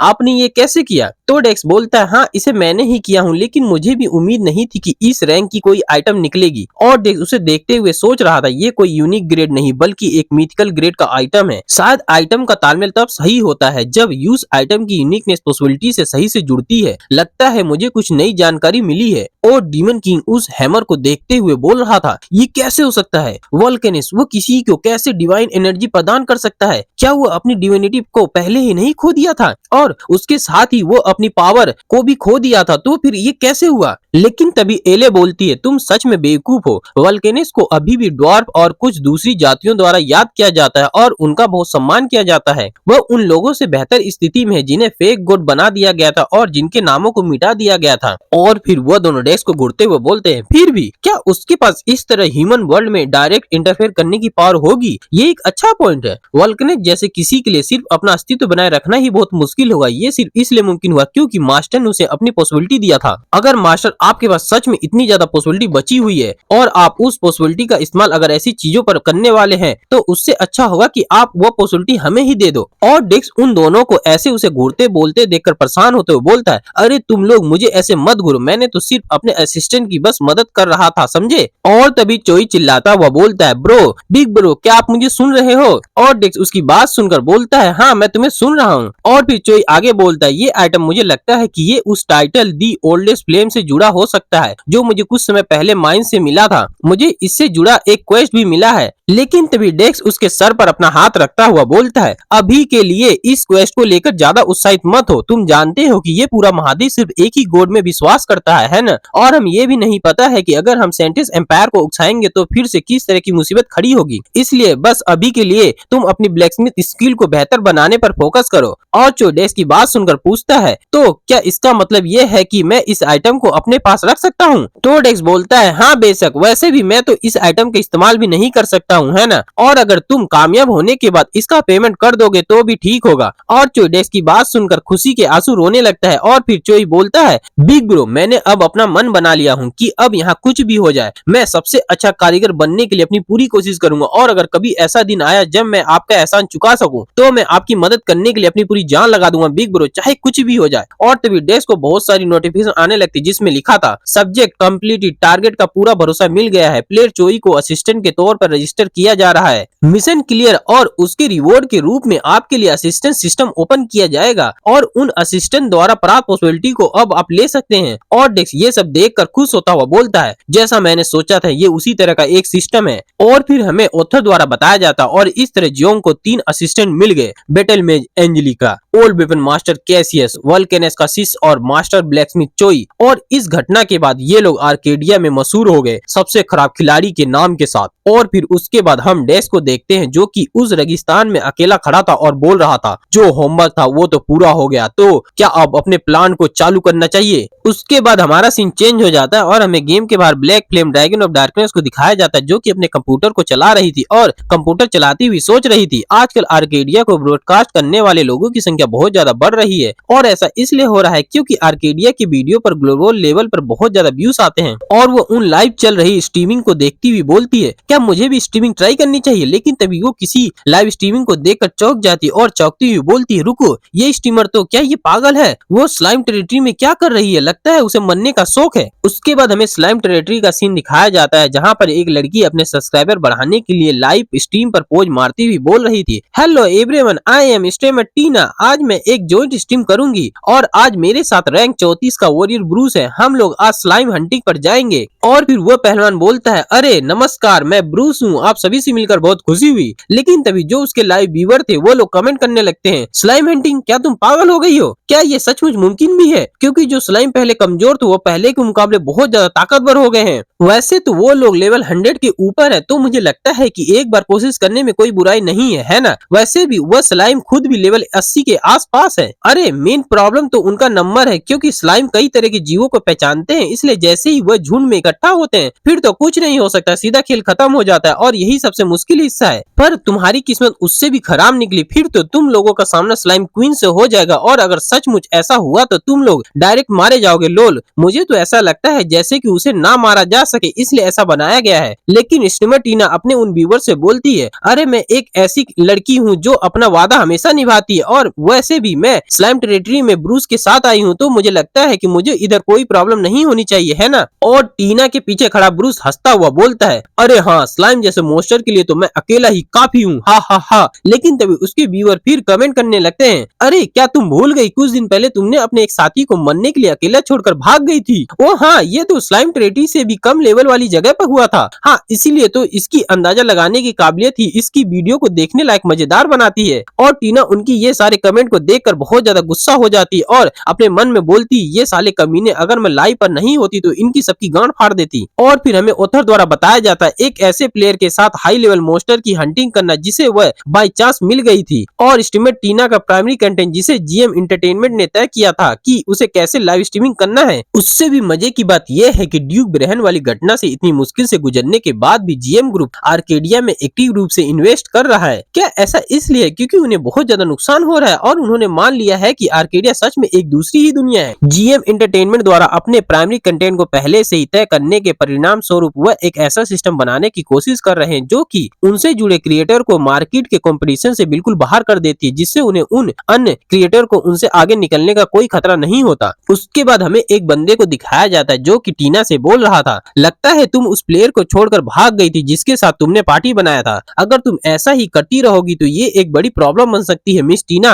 और इस तरह के कंटेंट को जितनी अटेंशन मिल रही है वह काफी इंप्रेसिव है, लेकिन एजेंसी के नजरिए से तुम्हारे साथ अब हमारा कॉन्ट्रैक्ट जारी रखना मुश्किल होगा जब तक तुम अपनी रिप्यूटेशन ठीक नहीं कर लेती। और उसकी बात सुनकर टीना चौंकती हुई पूछती है तो फिर मैं अब क्या करूं। और फिर वो बंदा बोलता है तुम्हारा रेप्यूटेशन वापस पाने का एक तरीका है, क्या तुम उसके बारे में सुनना चाहोगी। और फिर एक सिंपल प्लान बनाया गया जिसमें एक वैसा ही सिमिलर सिचुएशन बनाया जाएगा जिसमें एक लो लेवल प्लेयर को चारों ओर से कुछ मोस्टर घेर लेंगे और उसे हम लाइव पर बचा लेंगे जिससे मेरी रेप्यूटेशन वापस मिल जाएगी। और इस सिचुएशन से बाहर निकलने के लिए मुझे एजेंसी ने रैंक 34 का एक प्लेयर दिया है तो शायद हम ये कर पाएंगे। और फिर टीना लाइव पर हंसती हुई बोलती है अरे मेरे प्यारे व्यूअर्स लगता है उधर कोई प्लेयर है, फिर चलो चलते हैं हम उसे अपने टीम में शामिल करने के लिए कोशिश करते हैं। और भाई उधर कोई और नहीं बल्कि हमारा डेक्स ही खड़ा था अपना रूप चेंज करके और टीना डेक्स की तरफ भागती हुई बोल रही थी हे हेलो अरे हेलो मेरी बात तो सुनो, हे तुम मेरी बात तो सुनो। और डेक्स उसकी बात सुनकर पीछे मुड़ता हुआ बोलता है हाँ क्या हुआ, तुम मुझे क्यों आवाज मार रही हो। और फिर टीना अपनी क्यूट सी स्माइल के साथ और एक मस्त सा पोज मारती हुई डेक्स से बोलती है अरे अगर तुम बिजी नहीं हो तो क्या तुम मेरे साथ स्लाइम का शिकार करना चाहोगे। और उसको ऐसे क्यूट सा फेस बनाता हुआ देखकर उसके व्यूअर्स बोलने लगते हैं ये रहा उसका जानलेवा क्यूट अंदाज। और इसी जानलेवा क्यूट अंदाज के साथ मुझे लगता है कि आज का बलि का बकरा कौन बनने वाला है। लेकिन डेक्स उसकी बात सुनकर बोलता है क्या स्लाइम का शिकार। पर तभी टीना चिल्लाती हुई बोलती अरे मैं कोई अजीब इंसान नहीं हूँ तो प्लीज मुझे गलत मत समझिए, मैं अभी स्ट्रीमिंग कर रही हूँ और मेरा आज का कंटेंट है कि मैं किसी एक लो लेवल प्लेयर का उस एरिया में देखभाल करूँ। तो क्या तुम अब मेरी बात समझे मैं क्या कहना चाहती हूँ। लेकिन डेक्स बोलता है पर क्या सिर्फ 2 लोग के साथ स्लाइम का शिकार करना थोड़ा मुश्किल नहीं है। टीना डेक्स की बात सुनकर अपना दांत दिखाते हुए बोलती है, अरे उसकी चिंता तुम मत करो, क्योंकि मैं खुद ही लेवल 100 की मैजिशियन प्लेयर हूँ और मेरे पीछे ये आदमी लेवल 134 का है और ये एक रैंकर भी है। हम तुम्हारा पूरा ध्यान रखेंगे, तो क्या तुम हमारे साथ चलोगे? पहले तो डेक्स उसकी बात सुनकर पहले थोड़ा सोचता है और फिर अपना दांत दिखाता हुआ बोलता है, हाँ सुनने में तो अच्छा लग रहा है, ठीक है मैं तुम पर भरोसा कर रहा हूँ। और टीना डेक्स को अपने साथ चलने के लिए सहमत होते सुनकर खुश होते हुए बोलती है, क्या सच में तुम हमारे साथ चलोगे? इसके लिए तुम्हारा शुक्रिया। लेकिन उधर डेक्स सोच रहा था, क्या बात है, एक स्टीमर, मैं तो बस इधर से गुजर रहा था, पर ये तो मजेदार लगता है, क्या ही अनएक्सपेक्टेड इवेंट हो गया है। लेकिन तभी डीमन किंग डेक्स से बोलता है, अरे मास्टर क्या आप पागल हो गए? ये सब क्या है? आप यहाँ बेवजह अपना समय क्यों बर्बाद कर रहे हैं? और फिर एले भी डेक्स को डांटती हुई बोलती है,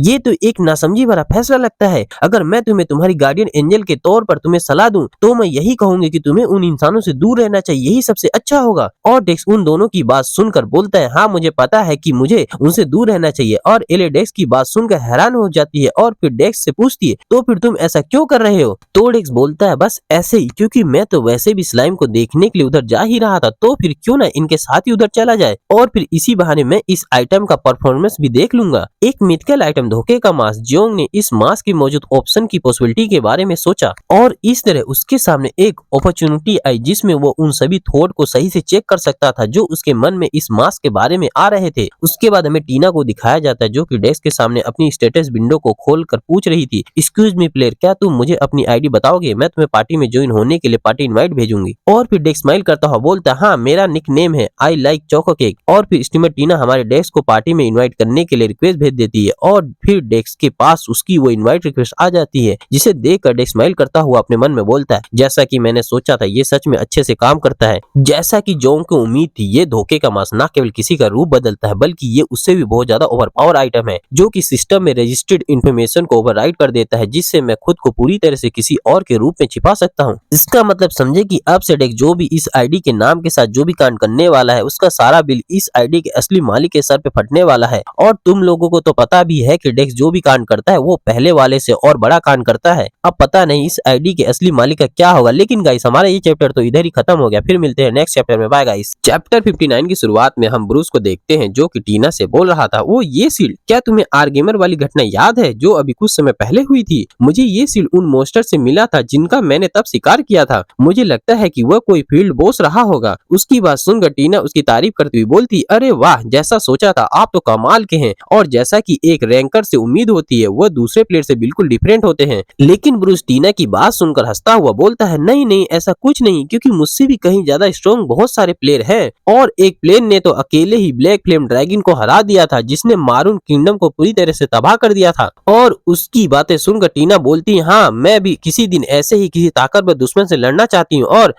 और अभी मेरे पास सिर्फ 5 लाख सब्सक्राइबर हैं। अभी मुझे लगता है कि मुझे अभी भी बहुत लंबा सफर तय करना है। और वो दोनों ऐसे ही बकवास करते जा रहे थे और हमारा डेक्स उन्हें देख रहा था। लेकिन डीमन किंग को उनको देखकर बहुत ज्यादा गुस्सा आ रहा था और फिर वह डेक्स से बोलता है, मास्टर आखिर इन कमीनों की क्या दिक्कत है? आप इन्हें मार क्यों नहीं देते? आप तो हमेशा ऐसे लोगों को मार देते हैं, तो अब क्या दिक्कत है? लेकिन डेक्स डीमन किंग से बोलता है, अरे टेन, वो जो कर रहे हैं उन्हें करने दो, वो लोग तो बस स्ट्रीमिंग कर रहे हैं, उन्हें भी तो पैसा कमाना है, तो उन पर ध्यान मत दो। और तभी टीना डेक्स के सामने आ जाती और अपने दोनों हाथ जोड़ती हुई बोलती है, वो मुझे माफ करना आई लाइक चोको केक, हमने पर्सनल चीजों के बारे में बहुत ज्यादा बात कर लिया है ना? लेकिन डेक्स बोलता है, नहीं कोई बात नहीं, तुम बोलना जारी रख सकती हो। और डेक्स की बात सुनकर अपने मन में सोच रही थी, अच्छा कूल बनने का नाटक कर रहे हो है ना? लेकिन असल में तो तुम शायद सेलिब्रिटी के साथ हंटिंग पर जाने के लिए बहुत ज्यादा एक्साइटेड हो रहे होगे, मुझे पता है। और फिर वो अपने स्टेटस विंडो ओपन करती हुई बोलती, अच्छा क्या तुमने कभी एक स्लाइम को मारा है? आई लाइक चोको केक, चलो सबसे पहले तुम्हारा लेवल अप देखते हैं। और फिर हम उस बंदे का लेवल दिखाया जाता है जिसकी आईडी डेक्स यूज कर रहा है, क्योंकि आप लोग जानते हैं कि डेक्स की ओरिजिनल आईडी का लेवल नहीं बढ़ सकता है। और टीना डेक्स की आईडी देखकर बोलती, अच्छा तुम्हारा लेवल 52 है, इसका मतलब है कि तुमने अब तक उनका शिकार नहीं किया होगा, क्योंकि जब तक तुम्हारा लेवल 80 नहीं पहुंच जाता तब तक तुम उनका शिकार नहीं कर सकते हो। उसकी बात सुनकर डेक्स बोलता है, हाँ मैंने अभी तक नहीं किया है, मैं तुम्हारी पार्टी में इसलिए ज्वाइन हुआ था क्योंकि तुमने मुझे अपने पार्टी में ज्वाइन होने के लिए बुलाया था, लेकिन मैं अपनी तरफ से तुम्हारे लिए कोई भी रुकावट नहीं बनने की कोशिश करूंगा। पर टीना बोलती है, अरे नहीं, तुम उसकी बिल्कुल भी टेंशन मत लो, जैसा कि हमने तुम्हें पहले बताया था, हम तुम्हारा पूरा ध्यान रखेंगे, तो बेझिझक हमारे साथ चलो।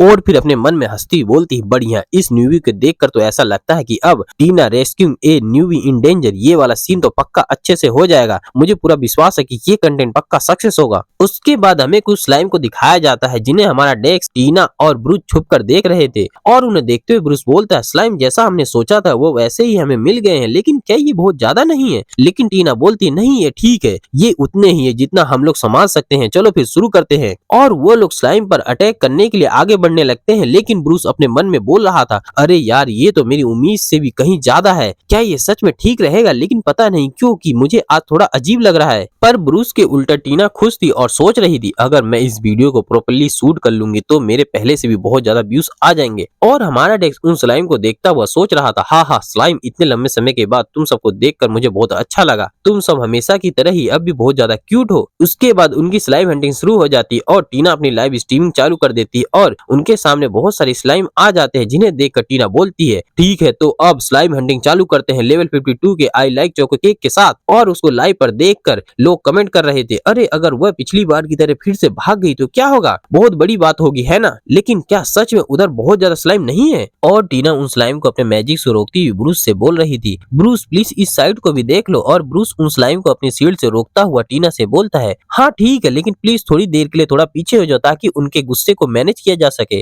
वो लोग उधर लड़ रहे थे, लेकिन डेक्स उनके पीछे खड़ा होकर उनको देखता हुआ सोच रहा था, हाँ अब जब मैं इसके बारे में सोचता हूँ तो ये पहली बार है जब मैं आर्केडिया में किसी को लड़ते हुए देख रहा हूँ, क्योंकि पहले मैं या तो उन प्लेयर को मार देता था या उनको अपने पीछे भगाता था। खैर जो भी हो, वो स्लाइम मेरी सोच से भी कहीं ज्यादा स्ट्रॉन्ग हो गए हैं और उन सभी का लेवल 80 से लेवल 90 के बीच हो गया है। और ये ही नहीं बल्कि वो लोग अब ग्रुप में और सबको घेर कर अटैक करने लगे हैं। उनका भाईचारा बहुत ज्यादा है, इसलिए उन्हें हराना आसान नहीं है जब तक कि तुम उन सभी को एक साथ ना मार दो। लेकिन तभी वो स्लाइम डेक्स पर भी अटैक कर देते, लेकिन उनको देखकर तो ऐसा लग रहा था कि वो स्लाइम डेक्स को मारने के लिए उस पर अटैक नहीं कर रहे, बल्कि उनको देखकर ऐसा लग रहा था कि वो लोग डेक्स को देखकर बहुत ज्यादा खुश हैं। लेकिन तभी जो टीना थी वो भी देख लेती है कि वो स्लाइम डेक्स पर अटैक करने जा रहे हैं और वो बोलती है, अब यही मेरा चांस है अपनी रेपुटेशन वापस पाने का। और वो उन स्लाइम और डेक्स के बीच आ जाती है और उन स्लाइम पर अपने फायर ब्लास्ट अटैक से उन पर अटैक कर देती है और डेक्स से बोलती है, अरे आई लाइक चोको के ध्यान से, इधर खतरा है, इन्हें मैं देख लेती हूँ। लेकिन जो स्लाइम थे वो उनके और डेक्स के बीच में उसके आ जाने की वजह से बहुत ज्यादा गुस्सा गए थे और उन स्लाइम को रोकते हुए टीना बहुत ज्यादा थक जाती है और जमीन पर बैठ जाती है और हाफती हुई बोल रही थी, मुझे थोड़ा आराम करने की जरूरत है, मेरा माना अभी तक पूरी तरह से रिकवर नहीं हुआ है। तभी उसे बचाने के लिए ब्रूस उसके सामने अपनी शील्ड लेकर आ जाता है और उन स्लाइम को रोकता हुआ बोलता है, तुम उसकी चिंता मत करो, मैं इन्हें संभाल लूंगा, तुम बस अपनी माना रिकवर करने पर ध्यान लगाओ। और ब्रूस अपने शील्ड से उन स्लाइम को रिफ्लेक्ट करता हुआ डेक्स से बोलता है, तुम भी मेरे पीछे ही रहना, आई लाइक चोको के इस शील्ड के पीछे तुम बिल्कुल ठीक रहोगे, इसलिए गलती से भी बाहर मत जाना। और उनकी ये लाइव स्ट्रीमिंग देखकर लोग कमेंट की बारिश करने लगते, वाह एक रैंकर आखिर एक रैंकर ही होता है, मुझे तो ऐसा ही लगता है। हाँ तुमने सही कहा, जबकि 20 स्लाइम के ग्रुप ने उन पर अटैक किया था, लेकिन फिर भी उसकी हेल्थ ज्यादा ड्रॉप नहीं हुई है और भले ही उसका लेवल हाई है और उसके पास अच्छा गियर है, फिर भी उसका कंट्रोल बहुत अच्छा है। और इस बार तो टीना भी नहीं भागी और अच्छे से लड़ रही है और उस न्यूबी प्लेयर को भी उन्होंने बचा लिया है। लोल, हाँ यार इस बार ये लाइव स्ट्रीम पिछली बार से पक्का अलग लग रहा है। और टीना उनके कमेंट देखती हुई बोल रही थी, अरे वाह क्या जबरदस्त रिएक्शन है, ये काम कर रहा है, हम सक्सेस हुए और अगर ये ऐसे ही चलता रहा तो पक्का हमारा काम बन जाएगा। मुझे आई लाइक चोको केक के लिए थोड़ा दुख है, लेकिन अगर हम ऐसे ही कुछ और बार करें तो पक्का फिर से अपना रेपुटेशन वापस पा लूंगी। लेकिन एले उनको देखती हुई बोलती है, इन लोगों को देखकर मुझे कुछ गड़बड़ लग रहा है। हाँ मैं मानती हूँ कि ये लोग डेक्स को बचाने की कोशिश कर रहे थे, लेकिन फिर भी मुझे कुछ अजीब क्यों लग रहा है। और डीमन किंग एले की बात सुनकर हंसता हुआ बोलता है, ये बिल्कुल वैसा ही जैसे तुम अपने आप को सही साबित करने के लिए दूसरों को गलत बना देते हो। वो लोग एक ऐसे आदमी को बुरा बनाने की कोशिश कर रहे हैं जो कि उनसे सचमुच बहुत बुरा है और उसका इस्तेमाल करके अपनी अच्छाई दिखाने की कोशिश कर रहे हैं ताकि उनसे उन्हें फायदा हो सके। वो लोग जानबूझकर स्लाइम को मास्टर की तरफ ढकेल रहे हैं और मास्टर को बचाने का नाटक कर रहे हैं। मास्टर मेरी तरफ देखो, आप क्या सोच रहे हो, क्या आप बस उधर ही खड़े रहेंगे और उन बेवकूफों को अच्छा दिखने के लिए बस आपका इस्तेमाल करने देंगे। और फिर डेक्स स्माइल करता हुआ बोलता है, टेन और एले मैं कुछ समय तक खुद से बकवास करता रहूंगा तो इस पर ध्यान मत देना। डीमन किंग डेक्स की बात सुनकर हैरान होता हुआ बोलता है, अरे आपका इससे क्या मतलब है कि हम लोग कुछ ना बोले। तो डेक्स बोलता है, क्योंकि इस पॉइंट पर मैं खुद भी एक अच्छा वीडियो बनाना चाहता हूँ और अगर तुम लोगों के साथ बात करते हुए वीडियो रिकॉर्ड हो गई तो मुझे लोगों को इस बारे में समझाने में बहुत ज्यादा दिक्कत होगी। उसके बाद हम ब्रूस और टीना को देखते हैं जिन्होंने उन सभी स्लाइम को मार दिया था और ब्रूस बोल रहा था, फ्यू हमने अभी के लिए तो ये एरिया साफ कर दिया है, तो क्यों ना अभी के लिए चलो 10 मिनट का ब्रेक लेते हैं। और उसकी बात सुनकर टीना भी बोलती है, हाँ ठीक है चलो फिर आराम कर लेते हैं। और उनकी ये लाइव स्ट्रीम देखकर लोग कमेंट कर रहे थे जो कि कुछ इस प्रकार थे। क्या उन्हें हंटिंग शुरू करे हुए 1 घंटा हो भी गया? हाँ, ऐसा लगता है कि सिर्फ 3 पार्टी मेंबर के साथ स्लाइम का शिकार करना मुमकिन है। नहीं यार, अगर कहा जाए तो सिर्फ 2 लोग थे, क्योंकि एक ने तो कुछ किया ही नहीं। हाँ यार, तुमने सही कहा, लेवल 52 उसे बिना कुछ किए ही उसका लेवल अप हो जाएगा, लोल। लेकिन एक अजीब बात है, अभी तक उस बंदे का एक बार भी लेवल अप नहीं हुआ। शायद ऐसा हो भी सकता है कि उनके बीच लेवल का डिफरेंस बहुत ज्यादा है, इसलिए शायद उसका लेवल अप नहीं हुआ है। और टीना भी उनके कमेंट को देखती हुई सोचने लगती है, हाँ लेवल अप। अब जब मैं इसके बारे में सोच रही हूँ तो अब तक मैंने भी लेवल अप इफेक्ट को एक बार भी नहीं देखा। और फिर टीना डेक्स से पूछती है, अरे आई लाइक चोको किक, वैसे तुम्हारा EXP कितने % हुआ है? और डेक्स उसकी बात सुनकर चौंक जाता है और फिर पूछता है, क्या EXP? तुम वो क्यों पूछ रही हो? तो टीना हंसती हुई बोलती है, हाँ ऐसा है कि हम लोग काफी देर से हंटिंग कर रहे हैं, लेकिन मुझे लगता है कि तुमने अभी तक एक बार भी लेवल अप नहीं किया। तो डेक्स टीना को बताता है, शायद ऐसा इसलिए हो रहा है क्योंकि मुझे लेवल अप किए हुए अभी ज्यादा समय नहीं हुआ है। और टीना डेक्स की बात सुनकर बोलती है, ओ अच्छा तो ऐसी बात है, तो ठीक है मैं समझ गई। और अगर हो सके तो क्या तुम मेरी YouTube चैनल को सब्सक्राइब और इस वीडियो पर लाइक कर सकते हो? लेकिन तभी डेक्स उसकी बात काटते हुए उससे पूछता है, लेकिन क्या तुम सिर्फ स्लाइम का ही शिकार करने वाले हो? और टीना डेक्स की बात सुनकर हैरान होती हुई बोलती है, क्या? माफ करना, लेकिन मुझे कुछ समझ नहीं आया कि तुम क्या कहना चाहते हो। तो डेक्स टीना से बोलता है, ऐसा लगता है कि तुम स्ट्रीमिंग कर रही हो, लेकिन क्या ये बोरिंग नहीं है? बार बार उन्हीं स्लाइम को मारना, क्यों ना हम इस बेकार प्लेस की जगह कोई और हायर लेवल प्लेस पर चले। डेक्स की बात सुनकर टीना का मुंह खुला का खुला रह जाता और वो बोलती है, क्या इससे भी हायर लेवल प्लेस पर? तो डेक्स उन्हें बताता है, मुझे लगता है कि और कॉलोनी तुम दोनों के लिए सही रहेगा, तो तुम इसके बारे में क्या सोचते हो? और टीना डेक्स के मुंह से और कॉलोनी का नाम सुनकर चौंक जाती है और उसके व्यूअर्स डेक्स की बात सुनकर कमेंट करने लगते हैं, क्या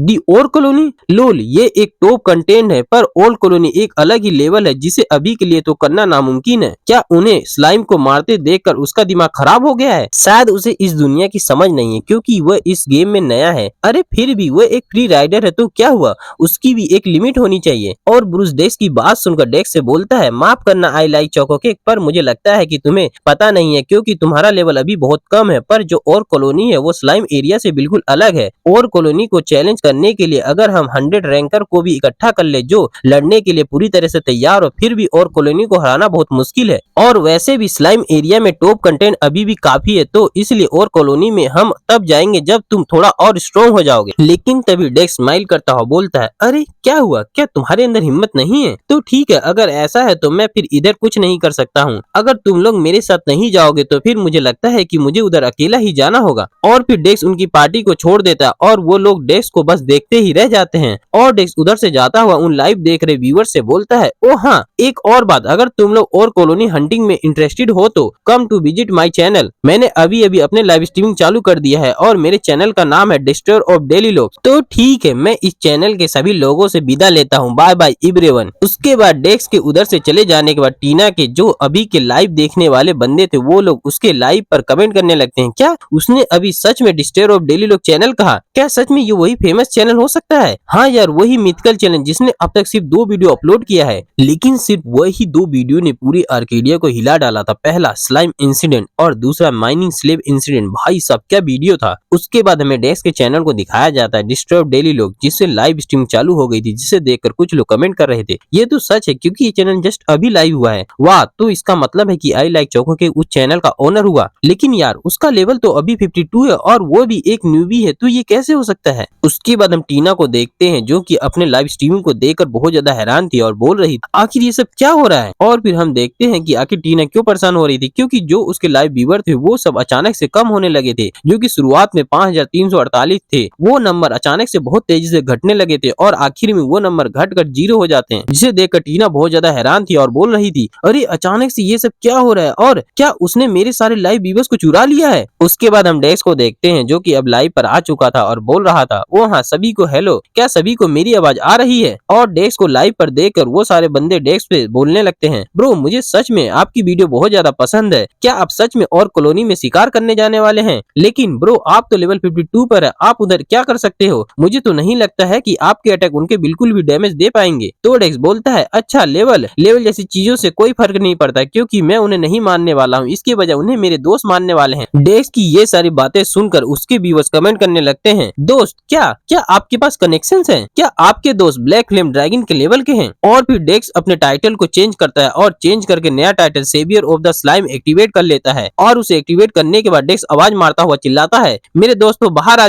जाओ मेरे पास। और जैसे ही स्लाइम क्वीन वो आवाज सुनती है वो बहुत तेजी से डेक्स की तरफ आने लगती है। डेक्स उसे देखकर बोलता है वो आ गई, और वो आते ही डेक्स से चिपक जाती है और स्लाइम क्वीन डेक्स को देखकर बहुत ज्यादा खुश हो जाती है। और फिर डेक्स उससे बोलता है, दोस्तों हमें मिले हुए काफी समय हो गया है, लेकिन आज मुझे कुछ जरूरी काम है। आज मुझे कुछ और को सबक सिखाना है जो कि आजकल बहुत ज्यादा अपने आप को ताकतवर दिखाते हैं, तो इसलिए मुझे आज तुम लोगों की मदद चाहिए। तो क्या तुम लोग मेरी मदद करोगे, है ना? स्लाइम क्वीन और उधर खड़े सारे स्लाइम डेक्स की मदद करने के लिए बहुत ज्यादा खुश हो जाते हैं। और उसके थोड़ी देर बाद हमें ब्रूस और टीना को दिखाया जाता है, जहाँ पर ब्रूस चौंकता हुआ बोलता है, अरे ये क्या हो रहा है, क्या इधर कोई अर्थक्वेक आ रहा है? लेकिन तभी ब्रूस का पूरा चेहरा पीला पड़ जाता और वो बोलता है, क्या ये स्लाइम क्वीन है? और उस स्लाइम क्वीन के कंधे पर हमारा डेक्स बैठा हुआ था। और फिर डेक्स स्लाइम क्वीन से बोलता है, ठीक है फिर चलो फिर चलते हैं और कॉलोनी की तरफ। उन और को अब सबक सिखाने का समय आ गया है, चलो फिर आगे बढ़ो। और गाइस हमारा ये चैप्टर इधर ही खत्म हो गया। चैप्टर 60 की शुरुआत में हम स्लाइम क्वीन को देखते हैं जो कि और कॉलोनी पर अटैक करने के लिए आगे बढ़ रही थी। उसे देखकर जो लोग डेक्स के चैनल को लाइव देख रहे थे वो लोग कमेंट करने लगते हैं, अरे भाई ये सब क्या हो रहा है, ये क्या चल रहा है? हाँ यार, उसे स्लाइम सेवियर जैसा टाइटल कैसे मिल सकता है? और उससे भी जरूरी बात, क्या ऐसा टाइटल सच में है भी? अरे भाई जरा रुको, क्या मुझे ही ऐसा लग रहा है या सच में वो बंदा उन सभी स्लाइम को कंट्रोल कर रहा है? और क्या मैंने अभी अभी स्लाइम क्वीन को उसके साथ बहुत प्यार से मिलते जुलते देखा? भाई सच में ये सब क्या हो रहा है या कैसे हो रहा है? अरे मुझे भी नहीं पता, पर क्या वो चॉकलेट वाला बंदा वॉरियर स्टेटस का नहीं था? आखिर फिर वो उन सभी स्लाइम को कंट्रोल कैसे कर रहा है? अरे दोस्तों इधर वो सब बातों का टाइम नहीं है, क्योंकि अभी तो हम लोग स्लाइम और का युद्ध देखने वाले हैं। उसके बाद हम और टेरिटरी का सीन देखते हैं, जहाँ पर सारे स्लाइम्स ने उन ऑर्क पर अटैक कर दिया था और वो सारे ऑर्क उन स्लाइम को देखकर चिल्लाते हुए बोलने लगते हैं, स्लाइम पीछे हट जाओ, ये ऑर्क की टेरिटरी है, तुम जैसे किसी कमजोर स्लाइम की नहीं। लेकिन वो स्लाइम घंटा उनकी बात सुनने वाले हैं, वो तो बस उनके टेरिटरी में घुसे जा रहे थे। और डिक्स उन ऑर्क की बात सुनकर डीमन किंग से पूछता है, अरे टिन क्या तुमने अभी सुना कि वो और क्या कहने की कोशिश कर रहे हैं? तो डीमन किंग बोलता है, मास्टर मुझे भी सही से नहीं पता, शायद हम उनके टेरिटरी में घुस गए हैं, ऐसा ही वो कुछ कह रहे होंगे, शायद किसे पता। डीमन किंग की बात सुनकर डेक्स सोचता हुआ बोलता है, हाँ शायद तुम्हारी बात में दम है। और उधर वो सारे स्लाइम उन ऑर्क की कुत्ते की तरह धुलाई कर रहे थे और देखने से ऐसा लग रहा था जैसे कि वो सारे ऑर्क अपनी जान बचाकर भागने की कोशिश कर रहे हैं। और उनको ऐसे डर कर भागते हुए देखकर डेक्स के व्यूअर्स कमेंट में बोल रहे थे, ओ भाई साहब ऑर्क का तो स्लाइम से कोई मुकाबला ही नहीं है, मुझे तो उनको देखकर उनके ऊपर दया आ रहा है, ये तो भाई उनको एक तरफा पेल रहे हैं बेचारे ऑर्क। हाँ भाई ऐसा हमारे साथ भी हुआ था उस समय जब मैं उस स्लाइम इंसिडेंट वाली घटना में फंस गया था, इसलिए मुझे उनको ऐसे देखकर हमदर्दी हो रहा है। उसके बाद उधर और कमांडर की एंट्री हो जाती है जो कि दिखने में बहुत ही खतरनाक लग रहा था। अब लगता है कि कुछ खतरनाक वाली लड़ाई होने वाली है। और उस और कमांडर का लेवल 120 था, जिसका मतलब था कि ये स्लाइम क्वीन से ज्यादा पावरफुल है। और उस और कमांडर को देखकर लाइव व्यूअर बोलने लगते हैं, ओ भाई इस टेरिटरी का बॉस आ गया है और कमांडर, अब होगा मौत का खेल। हाँ यार, यहाँ तक कि हाई रैंकर वाले प्लेन ने भी अभी तक इसे हराने की कोशिश नहीं की है ना? मुझे तो लगता है कि स्लाइम क्वीन को भी उसे हराने में दिक्कत होगी। हाँ भाई होगी, क्योंकि उसका लेवल और हेल्थ पॉइंट स्लाइम क्वीन के मुकाबले बहुत ज्यादा है, लेकिन फिर भी क्या स्लाइम क्वीन हार सकती है? और फिर हम उसी मेन सीन पर पहुंच जाते हैं जहाँ पर स्लाइम क्वीन और कमांडर आमने सामने आ जाते हैं। और फिर स्लाइम क्वीन अपने जाइंट हाथ से और कमांडर के ऊपर अटैक कर देती है और कमांडर घंटा शांत बैठने वाला था, वो भी स्लाइम क्वीन की तरफ फुल स्पीड से दौड़ने लगता है। और कमांडर दौड़ते हुए एक स्किल का यूज करता है, सेवेज स्ट्राइक, जिससे वो स्लाइम क्वीन के एक हाथ को काट देता है, जिससे वो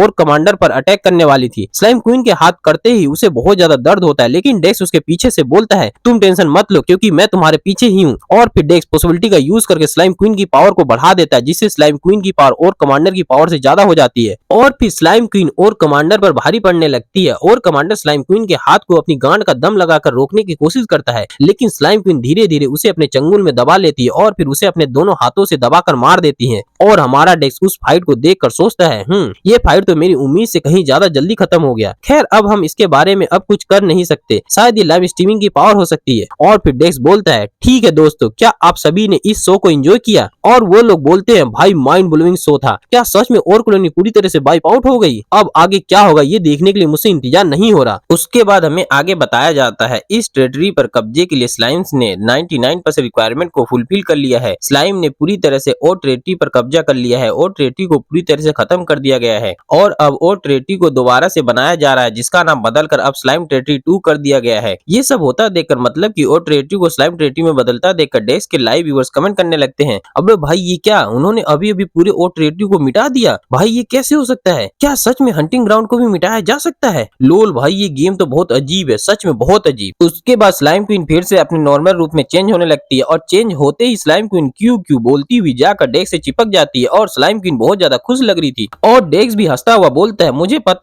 पता है तुम्हारे ज्यादा दोस्त होने की वजह से जो पुरानी जगह थी वो थोड़ी छोटी हो गई थी, है ना, पर अब ये जगह छोटी नहीं लगेगी, कांग्रेचुलेशन तुम्हारे इस नए घर के लिए। और स्लाइम क्वीन डेस्क की बात सुनकर बहुत ज्यादा खुश हो जाती है, लेकिन तभी कुछ नोटिफिकेशन आता है जिसमें लिखा था स्लाइम क्वीन ने अपनी रेस की सीमाओं से परे एक बड़ी कामयाबी हासिल की है। स्लाइम रेस ने काउंटलेस जुल्म और जुल्म सहते हुए अपनी हिम्मत से जीत हासिल की है, जिसे अब कोई और दूसरी जाति नजरअंदाज नहीं कर सकती, इसलिए स्लाइम रेस के लिए रीएडजस्टमेंट किया जाएगा। स्लाइम की काबिलियत बहुत ज्यादा बढ़ गई है। लेकिन तभी जो स्लाइम क्वीन थी वो अचानक से बहुत ज्यादा ग्लो करने लगती है और उधर जो दूसरे स्लाइम थे उनके बारे में बताया जाता है कि अब स्लाइम में भी नाम वाले स्लाइम ऐड किए जाएंगे और फिर दिखाया जाता है कि उधर जो स्लाइम थे उनका लेवल 120 हो गया था और उनके बीच लेवल 150 वाले गार्डियन स्लाइम भी आ गए थे और हमारा डेस्क उनको देखता हुआ खुश था और सोच रहा था लेवल 120, ऐसा लगता है कि उन्होंने एक बार में ही 40 लेवल बढ़ा लिया है, अब एक स्ट्रॉन्ग प्लेयर को भी उनमें से किसी एक को हराने में मुश्किल होगी। ठीक है, बढ़िया है, अब मुझे लगता है कि मुझे कुछ समय के लिए इन लोगों के बारे में चिंता करने की जरूरत नहीं पड़ेगी, पहले मैं इनके बारे में थोड़ा परेशान था लेकिन अब ठीक है। उसके बाद जब स्लाइम क्वीन ग्लो करने लगी थी उसके साथ क्या हुआ तो वो बताया जाता है। स्लाइम रेस को लीड करने वाली स्लाइम क्वीन अपनी शानदार कामयाबी में और भी आगे बढ़ जाती है और वो एक न्यू फॉर्म में इवोल्व हो जाती है। स्लाइम की लीडर स्लाइम क्वीन स्लाइम की लोडेस बन जाती है और स्लाइम क्वीन को स्लाइम की लोडेस में इवोल्व होने के बाद स्लाइम क्वीन का लेवल 200 हो जाता है, जिसे देखकर डेस्क के व्यूअर्स कमेंट करने लगते हैं, वो भाई लेवल 200,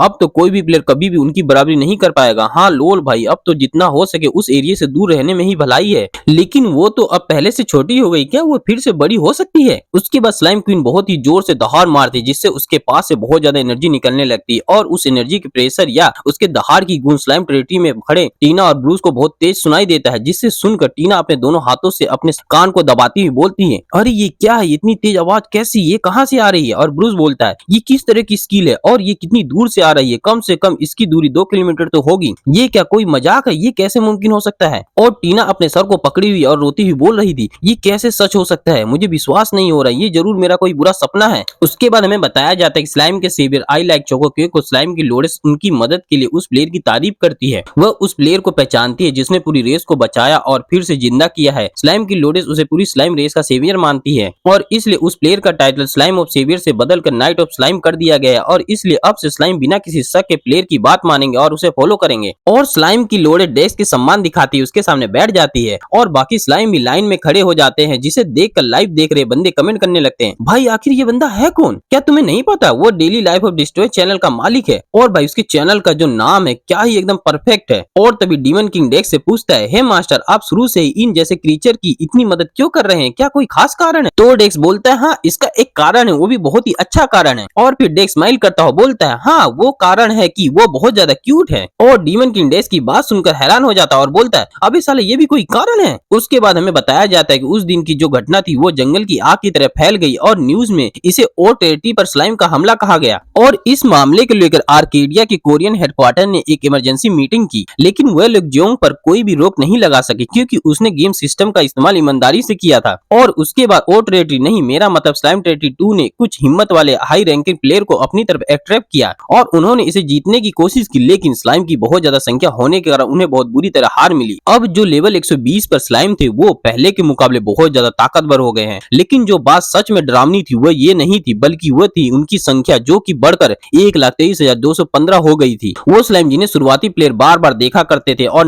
ना जाने कितनी बार उनका शिकार किया जाता था, लेकिन अब उन्हीं स्लाइम को देखकर उन प्लेयरों की गांड फट जाती है। स्लाइम आर्केडिया में सबसे कमजोर मोस्टर के रूप में पैदा हुए थे, लेकिन अब वो एक ऐसी ताकत बन गए थे जो कि एक झटके में पूरे महाद्वीप को अपनी चपेट में ले सकते थे और इसी वजह से स्लाइम ने सभी प्लेयरों का ध्यान अपनी तरफ खींचा और जिसकी वजह से उनका ध्यान स्वाभाविक रूप से उसके मालिक की तरफ शिफ्ट हुआ जो कि था डेली लाइफ ऑफ डिस्ट्रॉयर का ओनर। और वो लोग डेस्क के चैनल पर कमेंट कर रहे थे, अरे क्या ये स्लाइम के मास्टर का चैनल है, अरे भाई तुम आखिर हो कौन और ये स्लाइम तुम्हारी बात क्यों मान रहे हैं, क्या तुम सच में लेवल 52 पर हो और तुमने स्लाइम सेवियर जैसा टाइटल कैसे हासिल किया। भाई मैं आपके चैनल का नया सब्सक्राइबर हूँ, मुझे आपकी वीडियो बहुत पसंद है, मैं आपकी अगली वीडियो का इंतजार कर रहा हूँ। भाई मैंने टीना के चैनल से आपके चैनल पर स्विच कर लिया हूँ, प्लीज भाई और लाइव स्ट्रीम करना भाई। अरे वो कमीने तेरी वजह से से मैं अब भी माइन में फंसा पड़ा हूँ। ओ लोल भाई, मुझे यकीन नहीं हो रहा कि तुम जैसे लूजर अभी भी जिंदा है। क्या तुम लोग कभी हार नहीं मानते? एक काम करो, उस माइन में डूब कर मर जाओ। मैंने अभी आपके चैनल को सब्सक्राइब किया हूँ, मैं आपका सबसे बड़ा फैन हूँ। वाह भाई क्या बात है, सिर्फ 3 वीडियो और इतने सारे सब्सक्राइबर। भाई कोई काला जादू तो नहीं कर रहे हो ना? भाई साहब इस रेट पर मुझे यकीन है कि वो पूरे आर्केडिया चैनल में टॉप पर है। भाई साहब क्या ही डेक्स के चैनल पर कमेंट की बारिश हो रही है। पर भाई लोग, डेक्स के 36.7 मिलियन सब्सक्राइबर के साथ हमारा ये चैप्टर खत्म हो गया। फिर मिलते हैं नेक्स्ट चैप्टर में। Bye guys.